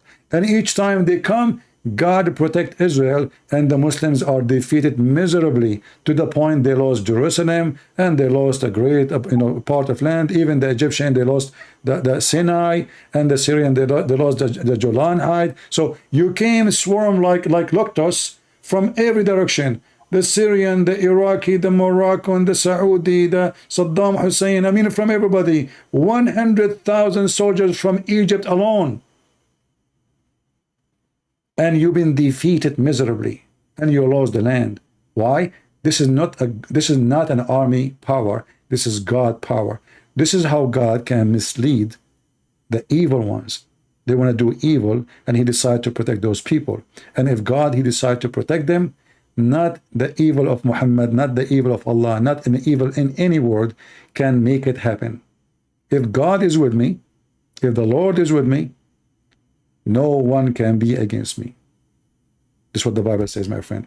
Anyway, I want to say thank you for being here with us. You are a nice person. You can call me next time, Yusuf. All right? All right? And I will be happy to talk to you. I hope you learned something good today. And, you know, enjoy your conversation between me and you. Same time, next time you call me, we can continue the conversation. I spoke to you for 1 hour and 17 minutes. 1 hour, 18 minutes, you know. But it was pleasant to talk to you. You're a nice person. And if you have a sheikh, would like to join us, I will be happy. You are an Arab. Sure. Can I know from which country you are? I'm from Algeria. Algeria. Can you invite a sheikh, big sheikh from Algeria to join us? I mean, I'll see. But I don't know shuyukh that know English very well. Oh, you can translate if you want. I mean, they can. I'm sure they will find somebody. You can find somebody. And if you don't, you know, we can like translate. You can translate what he's saying, you know, because I would like to see a sheikh supporting you. Because I know that, you know, no sheikh can make any difference for me. Islam will lose miserably. Islam is not even a religion. Islam is just a hocus pocus collection of stupid things, as you see. And wherever you go, Islam does not make sense. And now we find that even shaitan is a victim of Allah. So what shaitan is? There's no shaitan in Islam. Allah is shaitan. Allah is the real shaitan. So why in the world, Yusuf, you want to follow shaitan, my friend? You are a nice person. Why in the world you want to follow a person? He make you in a destiny commit sin, and then he want to punish you for a destiny he decide for you. I mean, you come up to this conclusion by your interpretation. No, I'm not. I'm just reading your Quran. It's not my conclusion. Allah is shaitan. Shaitan is a victim. The word shaitan does not fit with the Iblis. Iblis, he did nothing. Iblis was misled. Yeah, my friend, if I misled you, my friend, if I go to a school and I am a teacher, and then I misled my student, who is the one is bad, the student or the one misled them? Yeah, but right now you told me that shaitan misled the shaitan? No, shaitan, he don't mislead shaitan. Allah misled shaitan. Allah misled shaitan, and that make Allah is the shaitan. The true shaitan is Allah. Shaitan is a present what? Shaitan presents someone he misled. Do we agree? Okay, but here, why, according to you, shaitan misled in this verse, what it says, shaitan? Shaitan, he is misled by Allah. According to you, Muslim, Iblis is the first shaitan, correct? Yeah, and according to you, Allah is shaitan. So yeah, because Iblis, he is a victim of Allah. Who is the one who is the first person who practiced misleading? Allah. Allah, he mislead this person, Iblis. Iblis, he said to Allah, okay, you mislead me, I will mislead them. It's a business. I'm a victim. I will make them victim like me. Allah, he said, good deal. Go ahead. And you said to me, everything is a plan. So Allah, he planned for this. Allah, he decided to make this person misled. So he will mislead others. And Allah will enjoy it. I mean, basically, maybe the hikmah behind the creation of... My friend, how this can be wise? Corrupting the earth is wise. Corrupting nations is wise. Corrupting a genie, this shaitan, he was in heaven. He was a good person. He was in heaven. In heaven, there's no bad people. So, who is corrupting this good person? Allah. Okay, but like basically, it's to distinguish between the good and bad people. Like no distinguish. No, you cannot distinguish no more, because the good one in Islam is the good. Who is the best for you? You say Allah and His Prophet, and now we find that Allah Himself is the worst. He is the one who mislead everybody. How He can be good? I mean, but like in many verses, it says that He guides, and like He just misled those who like. No, you are wrong. You see, isn't it Allah? He says, are you going to guide the one who Allah misguide? أَتُهْدِي مَنْ أَضَلَّ اللَّهِ? Are you going to guide the one who Allah misguide? So what Muhammad's duty is? He cannot guide even anybody. The one who Allah misguide, nobody can guide him, correct? So the Quran confirmed, this is why my books, I don't know if you have my book, you can read it, Deception of Allah. I have Qur'an and Science, Sex and Allah, you can read them, all my books. So, أَتُهْدِي مَنْ أَضَلَّ اللَّهِ, are you going to guide the one who Allah mislead? So, how you will guide somebody Allah mislead? Well, okay. That means nobody can be guided. Because Allah is a shaitan. And Allah actually is more shaitan than shaitan himself, because nobody can guide the one. If somebody is hypocrite, who guide him? Allah. If somebody is disbeliever, who misguide him? Allah. Chapter 4, verse number 88, it says, do you want to guide him who Allah misled? Adal, you know what adal mean, right? He did lie to. He did fool. He misled, he sent astray. Are you going to guide the one whom Allah sent astray or misguide or misled? And he whom Allah made go astray or misled, you will never find for him any way, between two brackets, of guidance. Your God, my friend, is the devil himself. Sad to say. And I'm here trying to save you, but it's up to you.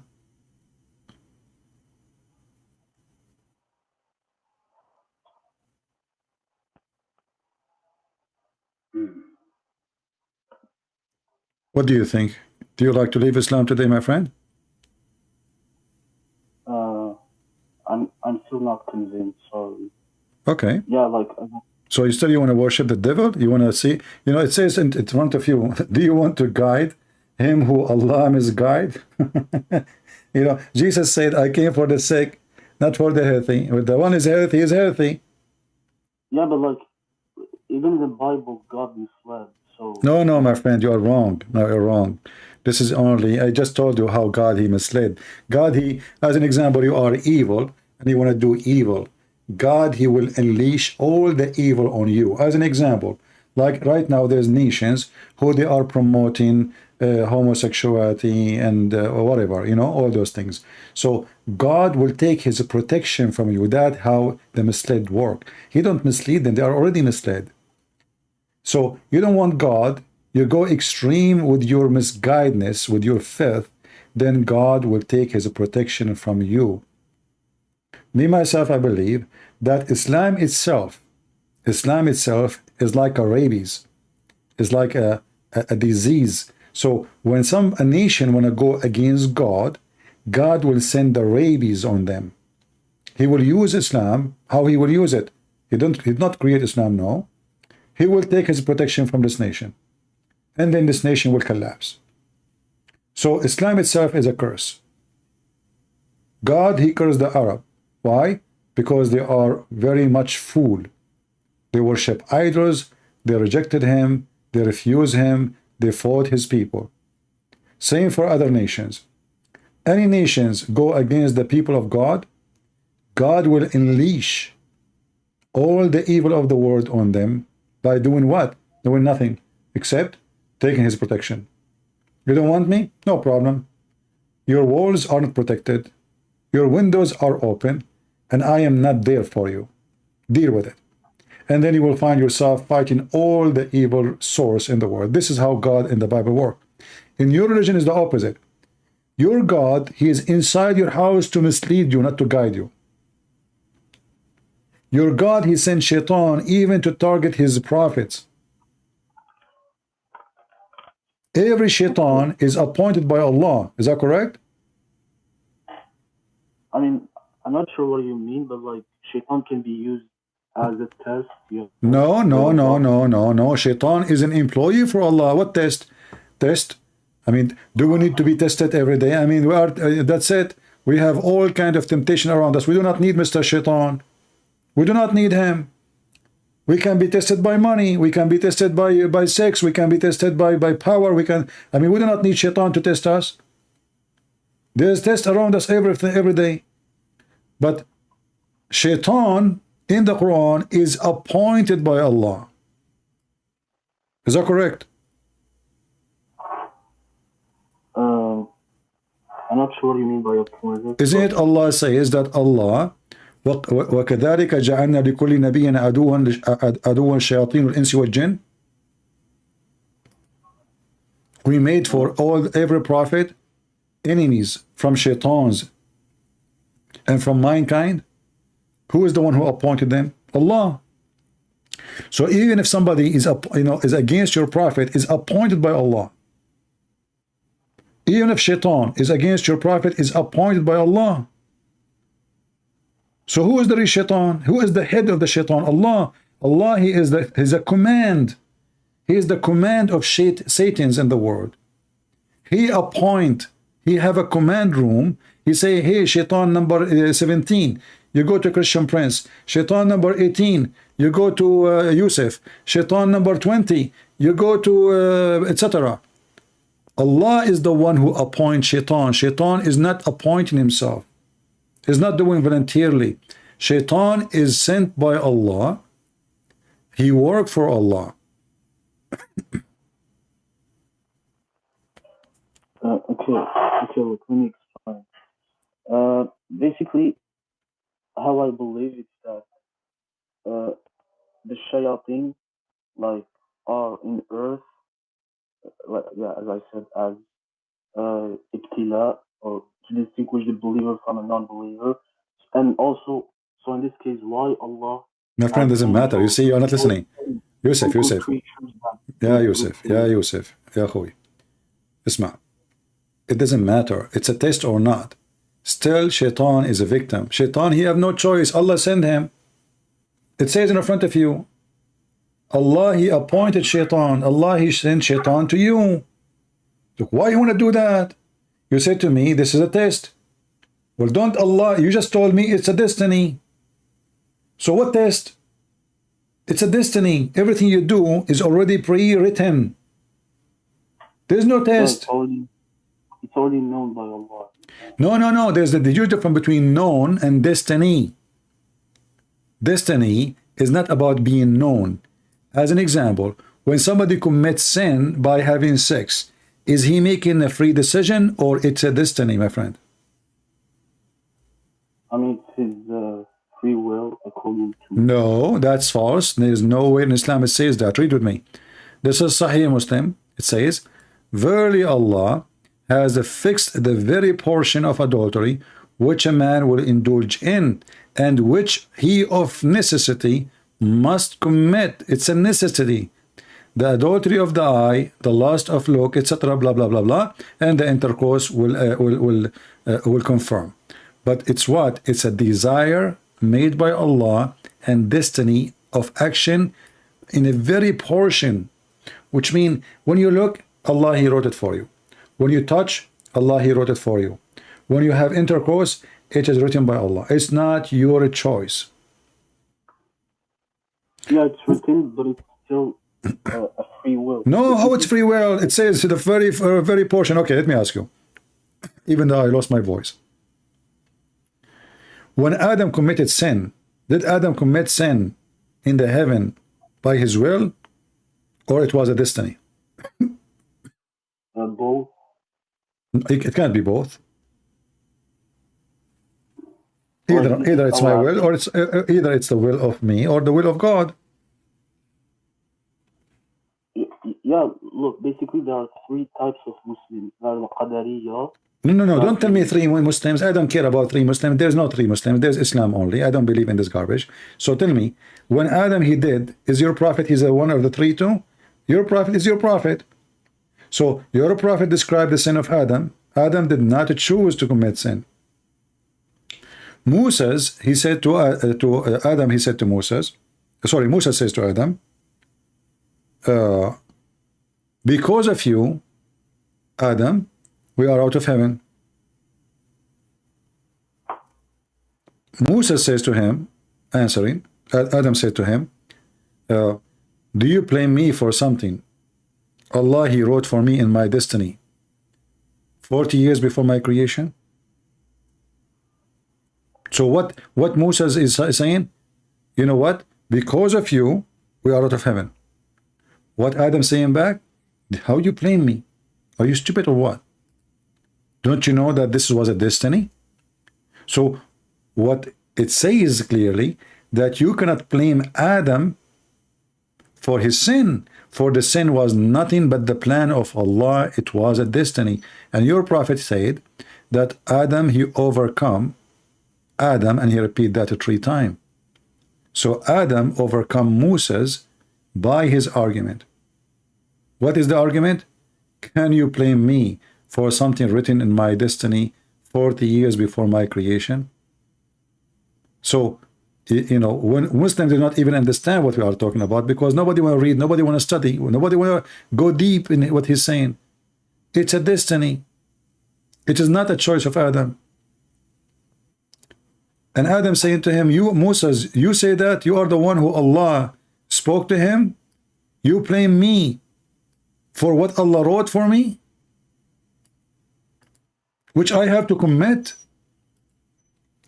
So we cannot blame Adam for his sin according to Islam, because it was not his sin. If it is his free will, then we can blame him. Read carefully with me. Does it say in front of you? Adam said to Moses, Allah selected you for his direct conversation with you and wrote with his own hand the Torah for you. And despite your blame me for an act which Allah had ordained for me 40 years before he created me. Allah Apostle says, and this is how Adam came the better of Moses, and he repeat that 3 times as usual. So Adam's sin is not a free will.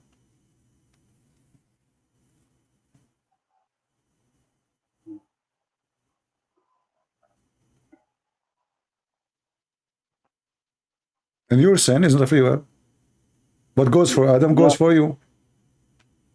Yeah, but like in this case, it wasn't like the I believe, if I remember, I think Sheikh Islam said about that in this case, it isn't really a sin coming from Adam. It's a calamity that was already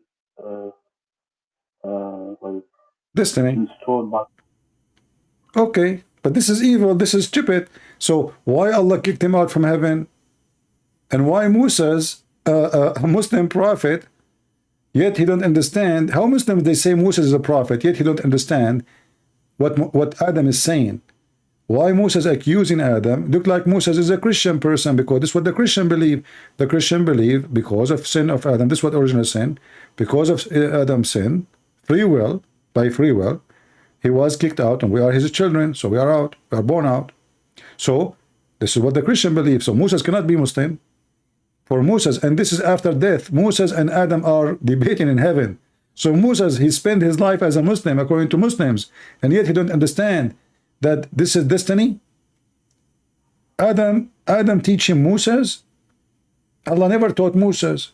So now, because we know that Adam and Musa never met, how they will meet? Where they met now? This is in heaven supposedly. Musa's and Adam, which is very funny, because according to Muhammad, every prophet is dead, and he will be the first one to be resurrected. So why Musa's and Adam are in heaven now? Stupid story. But anyway, the more your prophet he speak, the more he make disaster, and the more we help us to make Muslims agree to leave Islam and save them. And I hope, my friend, you will be saved and you will leave Islam soon. As you see, this is stupid. Why I'm going to be punished for a sin? It's a destiny. There's a video of Mufti Menk. You can watch it. Search Destiny Mufti Menk. You will see speaking about a thief brought to the Caliphate Umar. The thief, he said to the Caliphate, why you want to punish me for something written in my fate, in my destiny? Mufti Menk, he says, the Caliphate Umar was smarter than him, and he said, well, it is a destiny for you to steal. It's a destiny for me to punish you. Madness. And even Mufti Menk, he said, this is a good argument if you look at it. Very good argument. Why I want to be punished? It's a destiny. So the thief is not a thief. The adulteress is not adulteress. The kafir is not kafir. For this is destiny, and Allah playing with us.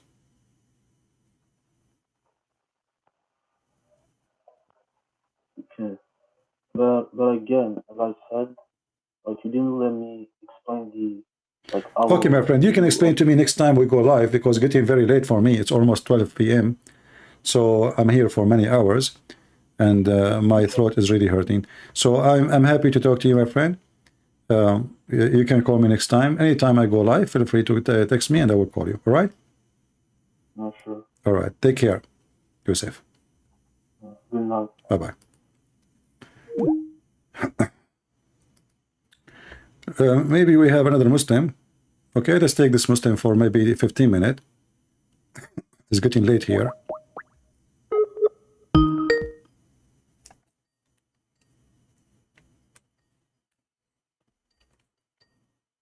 Let us see. The one who called himself Mayazi. Mayazi, answer, please.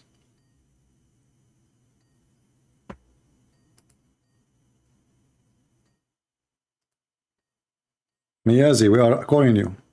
Hello? Hello?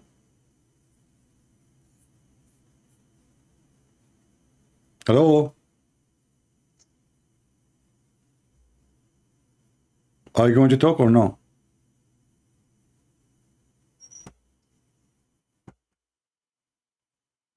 Hello?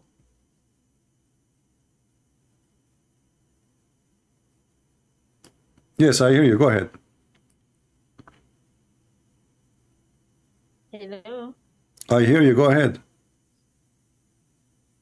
Okay. Are you a Muslim? I don't even know.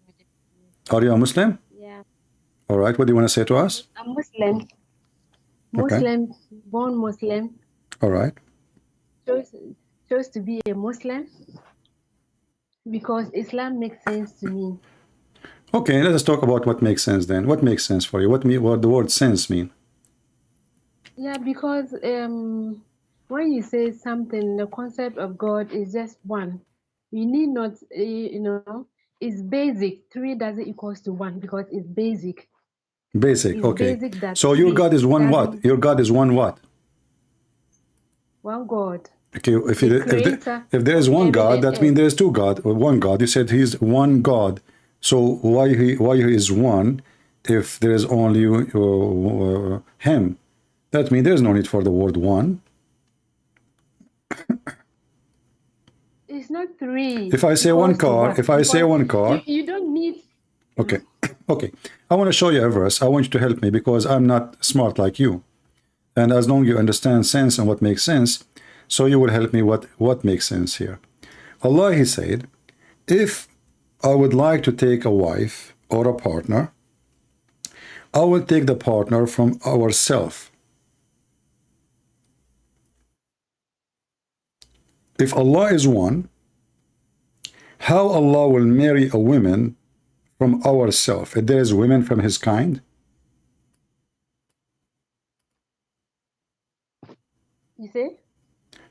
If Allah is one, you said to me, Allah makes sense to be one God. Yeah.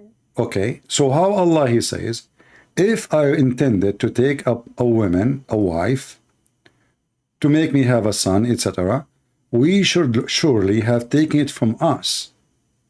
Allah, if he is one, and he want to take a partner now, and he will a partner from us, how Allah will partner with us if he is one? Go ahead, I'm listening. This is chapter 21, verse number 17.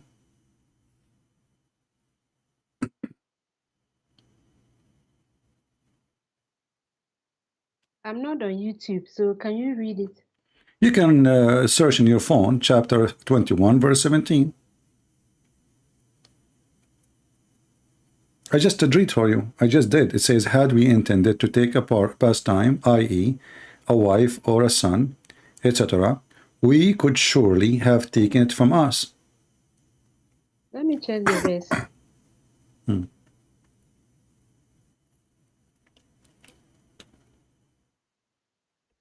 Chapter 21:17.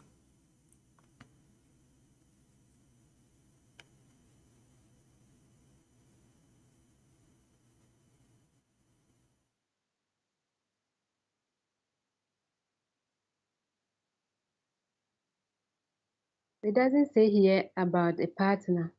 No, it says, read it. He will take a wife. What is a wife? Wife. There's no a partner here. I've not seen any partner. Okay, can you read for me what it says? Can you read? Okay, read for me. It says what? Wife. Is a wife is a partner? Is your husband is your partner? Let me open it. Huh? Had we intended to take an amusement, Amusement, we have found okay. it in our Okay, what is the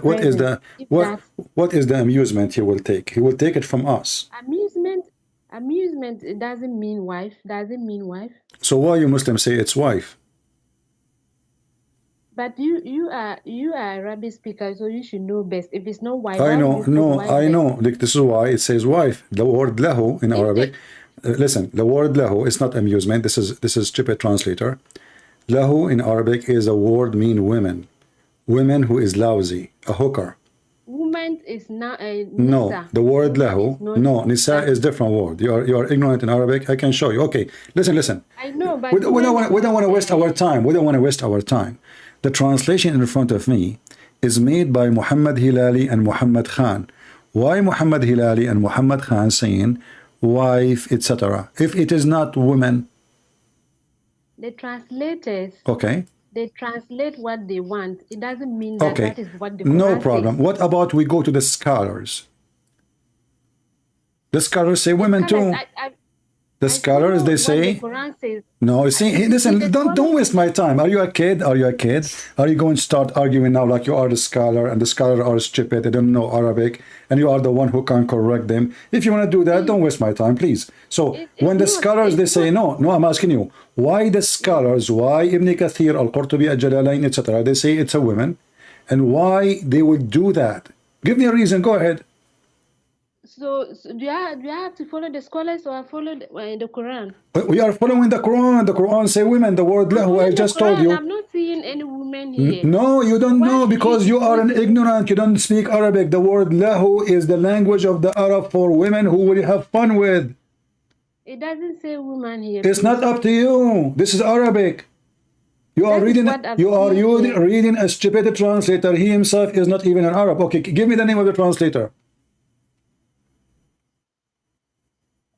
I can't. There's no name here. What do you mean no name? There's no name. His name is no name? There's no name attached. Okay, well, I'm showing you Muslim translation. Then this is Muslim translation.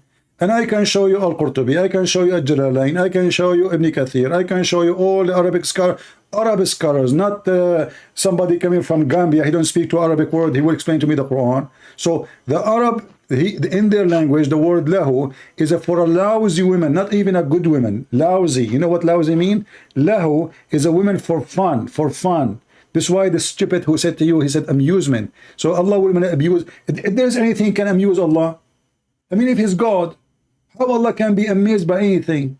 This is the most stupid. Even the translation is so stupid. How Allah can be amazed by anything?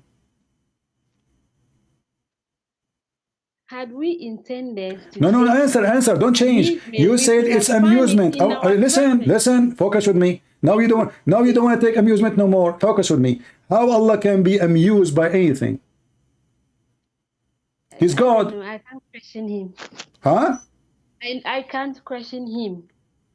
I can. You cannot. You are stupid. I can. How Allah? You said to me it doesn't say women, and now you replace it with amusement. So now you are in big trouble. Because if Allah is God, He will not be amazed by anything. For everything. You are, because you just told me. Because you just you see, you are now you are trying to avoid the question. How Allah can be amazed? How Allah can be amazed by anything if He is God? I can be amazed because I see something great, amazing. I cannot do it. I see the cloud. I'm amazed with it. I see the ocean. No, you said amusement. So Allah will be amused. Please let me read it. Had we intended to take you did read it already. Don't waste my time. Don't waste my time. Don't waste my time. You said amusement. What amusement mean? I don't know what it means. Okay, take care. She don't know what amusement mean. She insists it's amusement, and now she does not know what amusement mean. I mean, you see, my job is the hardest job in the world. No, it doesn't say women. It says amusement. No, it says women. No, it says amusement. No, it says women. No, it says amusement. Okay, amusement. And now she do not know what amusement mean.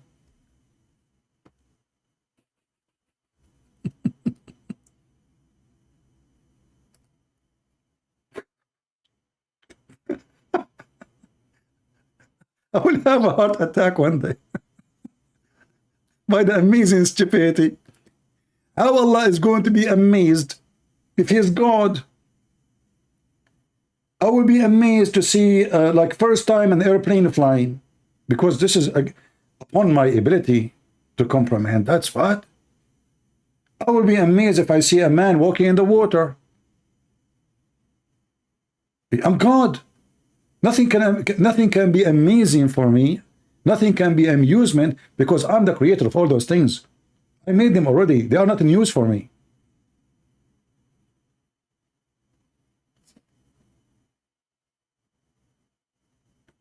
I believe that the most severe punishment for a smart man is to speak to stupid people.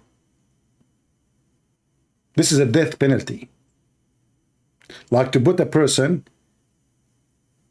in one room with a bunch of stupid people, he is dead every day 1,000,000 times.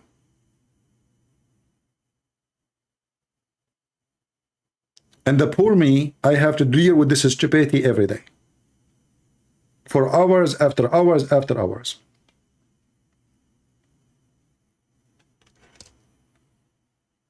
So now she got happy, it's amusement.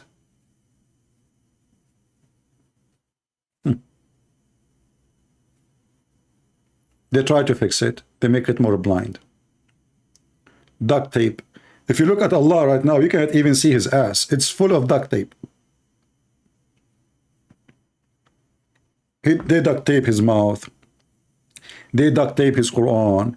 They add a bracket. They add words is not there, just to duct tape. And then you will see somebody calling you from Gambia, from Zimbabwe, and he want to speak to an Arab, he will teach him Arabic. And then you speak to the Arab agree with me. Did you notice the Arab guy? I was speaking to an Arab guy for the last hour. He agree about every word I say. I speak to somebody from Gambia, he don't agree. I speak to somebody from San Francisco, you do not know Arabic. I speak to the Arab, he agree about everything.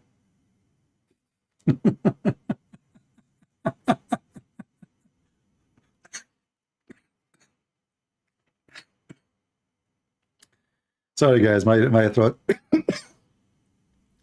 I can't talk no more. My throat really hurt. All right. You see, like, it's really astonishing, and it's very sad at the same time. Allah is one. Who cares if he's one or two? I mean, the Hindus, they have millions of gods, but every sect of them believe in one God. The Buddhists believe in Krishna. So what? One God, we have one God, makes sense. What it makes sense? Shaitan is one God too. Iblis is a God for many people. He's one God. You Muslim, you think you have a privilege because you believe in one God. You don't believe in any God.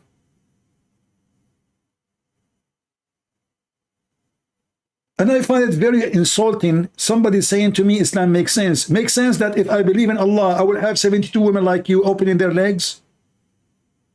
That makes sense? I will have 80,000 little boys to serve me? Makes sense in heaven I will have slaves? Even in heaven there is a slavery? And just? And the slaves are babies, children's? It makes sense that my penis will be endless. Why? I will not be able to see you. So Allah will put you in the other side of the galaxy and my penis will go all the way to you, going through you.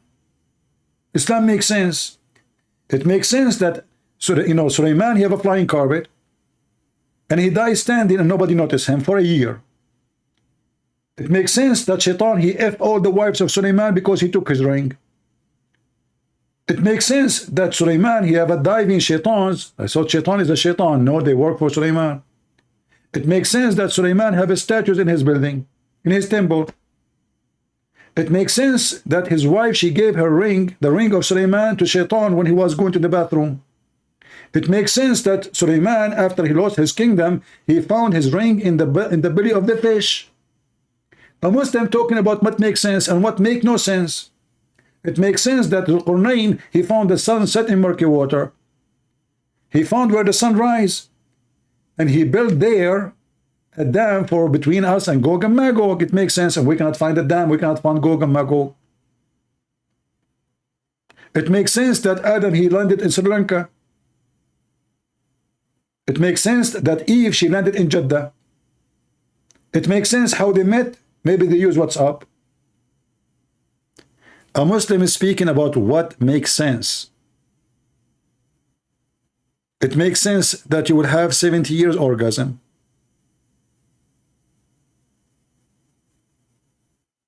It makes sense that in the heaven there is a bazaar which is sold nothing there except images of men and women, which mean Muhammad promoting homosexuality. And if the man he like an image, he enter it and he boom boom with it. It makes sense that Allah will give you in the heaven a penis will never go limp. It makes sense. It makes sense that Allah created him from the sweat of horses. It makes sense that Allah will resurrect us by the semen coming from ejaculation coming from his chair. And you will see the guy here, if you see this video of Mufti Layth, he was dying laughing using the umbrella. If you see this umbrella here in my intro, this guy was holding the umbrella. Do you know why? Because he was speaking about the hadith which Yasir Qadi was teaching, that Allah will ejaculate. Allah will ejaculate and he will resurrect people. So the guy, he opened the umbrella. It makes sense.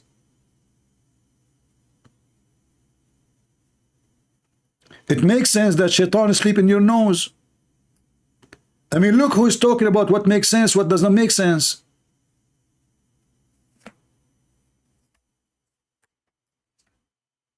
Believe without understanding. The brother asked a very important question, that most of the scholars say that listening to music, watching movies, and most of the television programs, they're haram. So how can we have fun?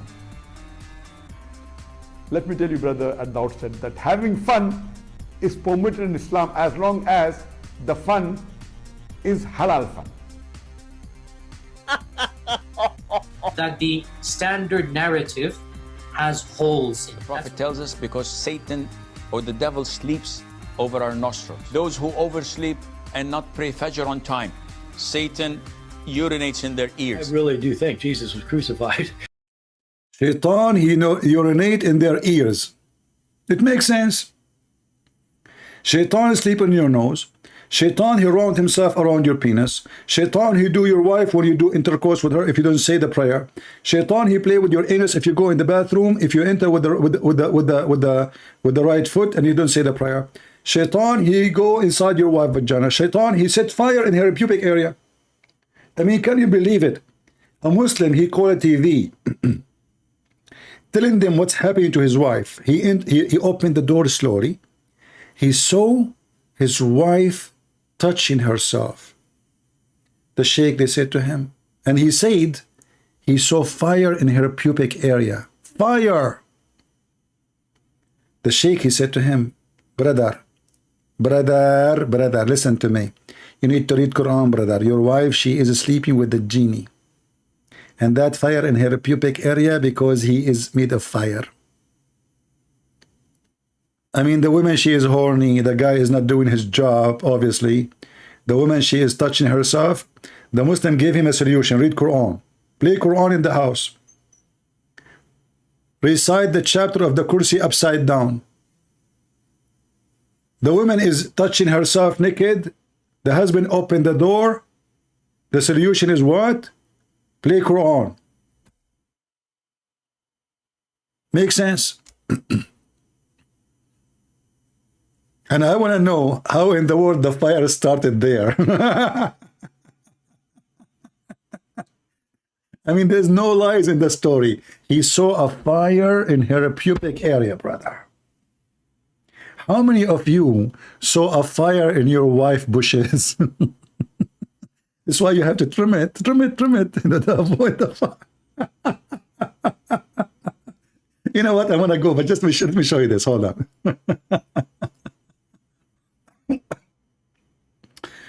I don't know what. Supposed. I can't even talk. Supposed I'm leaving from long time. Hold on.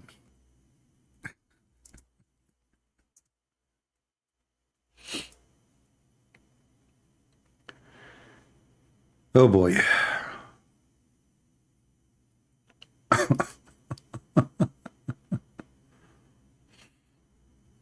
All right.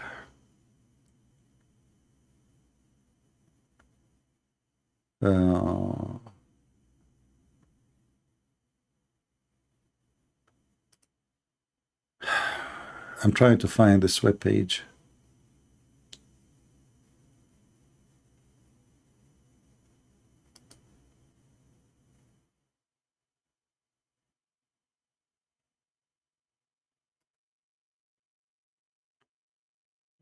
Let us see this one. This is not the one I'm looking for, but for now. Brother, read the story, brother. I hope that will touch your heart, if not your private part. I am married for 24 years. My marriage has not been one that I can be happy about. Many arguments have filled my marriage. About 4 years ago, my wife started changing. I have noticed that she would be sexually aroused, which I have not seen before. In her sleep, when I wake her up, she is angry with me. I need your help. since my marriage is heading for divorce. She think I'm crazy when I discuss with her. The answer of the sheikh. Assalamu alaikum, brother. She's right. In the sense of sexual dream, like nightmare, are a dream, illusion, hulm, from shaitan only, in the sense of inspiration, not in the sense that shaitan effect something in someone. Qadi Ayyad, he said, and he will quote. But now let us go to the cheese. Now he is giving him the solution. Recite Ya Wadud 100 times. The woman is so horny, touching herself, and now he is telling the guy, recite Ya Wadud 100 times. To the intention of renewing love and tremendous in your couple. 24 years proving friendship, partnership, and love of high order, regardless of what shaitan would like you to think. So think of good things that have filled your life together. Okay. And then, as for an altered question, the title header and consistent Sheikh al-Islam and the true Imam al-Jalal al-Suyuti, Allah have mercy on him, said in the book of Jinn, Ahkamul Jinn, page number, etc., hadith number, etc., the truth that it is possible for a human being and jinn to have intercourse. And At-Talabi mentioned in his tafsir that in the meaning of and be, O Iblis, partner with their human being. That is a verse in the Quran. And wealth, chapter 17, verse number 64. Al-Hakim al-Turmudi, he said in etc. reference, and Ibn Jarij in reference, narrated that Mujahid said, when a man have intercourse with his wife and does not name Allah, the jinn will coils around his orthra, which means the top of the penis, right? And has intercourse along with him.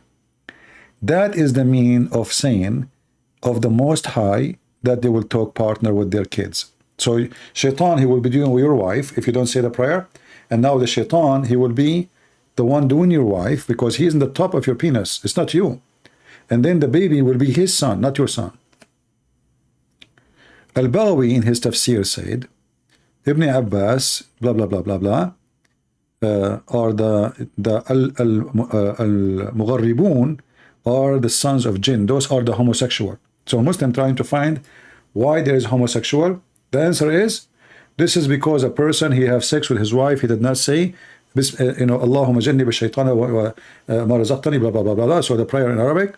And then because they did not say it, the homosexual, they are born because shaitan, he was doing the women, boom, boom, and the baby became a homosexual. Allah and his messenger forbid that a man have intercourse with his wife during her menses. When he does, shaitan is that there before him, and she may get pregnant and will give birth to mukhannath, for a homosexual. Now we understand how homosexuality is coming to earth. Do you understand? Islam makes sense. Shaitan have sex with your wife. I mean, there's other stories. If I find them, you will die laughing, you know. I wish I can find that one, the one about the guy, he saw his wife bushes in fire. This is why if you are married, you have to get like a fire distinguish. You know, you never know. You go inside the bedroom, your wife, she's on fire, the bed will be in fire, the house will be in fire, and all of that starts from her vagina. Vagina are a very dangerous part. You know, this is where the fire started. Actually, there's many reports by the fire department, like people, they claim insurance. If the fire started from the vagina, your company, they will not pay you. I'm warning you. because this is a human error, not an act of God. The husband is not doing his job. The woman, she sleep with the Muslim genie. The genie, he is made in fire. He set her bushes in fire. She cannot stop the fire. Too late. The sheet go in fire. The bed go in fire. The husband go in fire. And nice to meet you in fire. You know? And then this lady, she called me and say Islam makes sense. It makes sense. And then if you open the books of tafsir, you will find that Shaitan, he himself, Shaitan, he have a penis in the right thigh. He have a vagina in the left thigh, and then he would do nukah to his this by this, which means he enter his penis, enter into his vagina, and then he lay 10 eggs. And from every egg, there is 72 shaitan and shaitana, which means male Satan and female Satan. And she is talking about what makes sense. It makes sense that Muhammad, he said, you are stupid, half a brain. That the only thing makes sense to me. I guess he knew what kind of Muslims, what kind of people will follow him. Otherwise, it doesn't make sense. Anyone will believe in such a garbage. Anyway, guys, I want to say thank you all for being here. I hope we have a good time today and we enjoyed listening to those poor Mohammedan. We pray to our friend Yusuf from Algeria to see the truth, and he will leave Islam soon. We hope so. And we hope that this poor soul from San Francisco, I cannot say he's a bad person, but he's just fooling himself. I invite him to take everything I say into deep study. Anything I say, go check it out, see if it's true or not. And next time, don't be hypocrite. Don't say to me, I don't accept the hadith, and then you quote to me a hadith. Don't do that. That is not an act of a smart person. And remember, when you call me, you are speaking to Christian Prince. I'm not like others. I will grab you from your tail, even if you put it in between your legs. So don't think you can get away with it. Anything you say. And he said, there's many things he said he did not say it. I want you, my friend, to go and watch the video again and see that you did say everything you denied. I accept only the scriptures. Then he quoted for me the hadith. Anyway, God is good, so is the Messiah. He said, I am the good shepherd. My sheep, they knew me, and I know my sheep. He said, I am from above, you are from below. He said, I'm going back to my Father, and he is there. No grave can keep him. No death can take him. No evil can win against him. No disease is hard for him to heal. He is the one who makes the blind see, and the one who cannot walk. He is the one who forgives sin.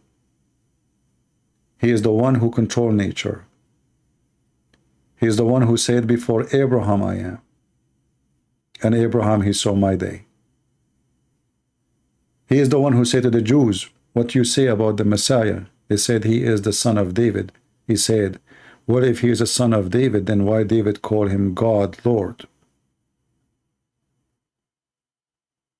The Messiah said, I am God's son. I go to my Father, and I will prepare the way for you. Knock at my door, and I will open. Come to me, the tired one, and I will comfort you. Be holy like your Father, so you will be in the kingdom of my Father. Not everyone says to me, Lord, Lord, will enter the kingdom of my Father, but the one who does his will. That is my Lord. His name is holy. His act is holy. His life is holy. And he is in the holy heaven with the Holy Father. For holy belong to holiness. And the wage of sin is death. And this is why Muhammad is dead and the Messiah is alive. For he never commit any sin. He commit no sin. The wage of sin is death. From above to above. From dust to dust. He is from above. We are from dust. And he is the only one can save you Muslims. So don't fool yourself with the Lord of penis, the Lord of vagina, the rivers of honey. This is a hungry God trying to tempt your tongue and your private part and your belly and your stomach. Gold and silver, that is Satan. God does not promise such a thing. Gold and silver mean nothing to God. Nothing to God. God, he don't have a buffet in his heaven. He don't have a pimp house in his heaven. Especially this house is going to have and host people just for sex. God is not Andrew Tate. He is not a pimp. God is holy. When you go to your mosque, you take off your shoes. How you will enter the house of Allah with your penis? Having sex in the house of Allah. You claim that Allah is God.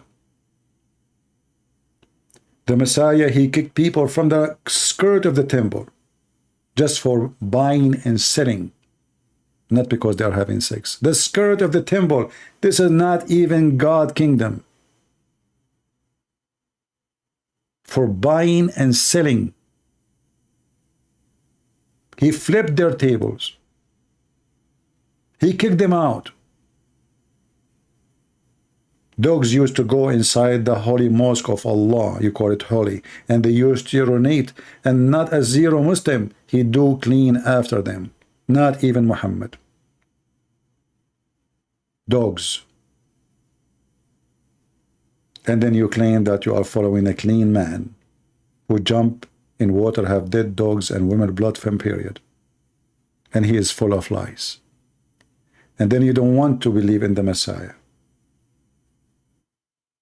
His name is amazing. His act is more amazing. His words is beyond wisdom. And just wait. When he come, and he will send you with your prophet to hell if you don't repent. When the Lord, he come with the glory of his angels over the cloud, and he will say, bring them in front of me and slay them.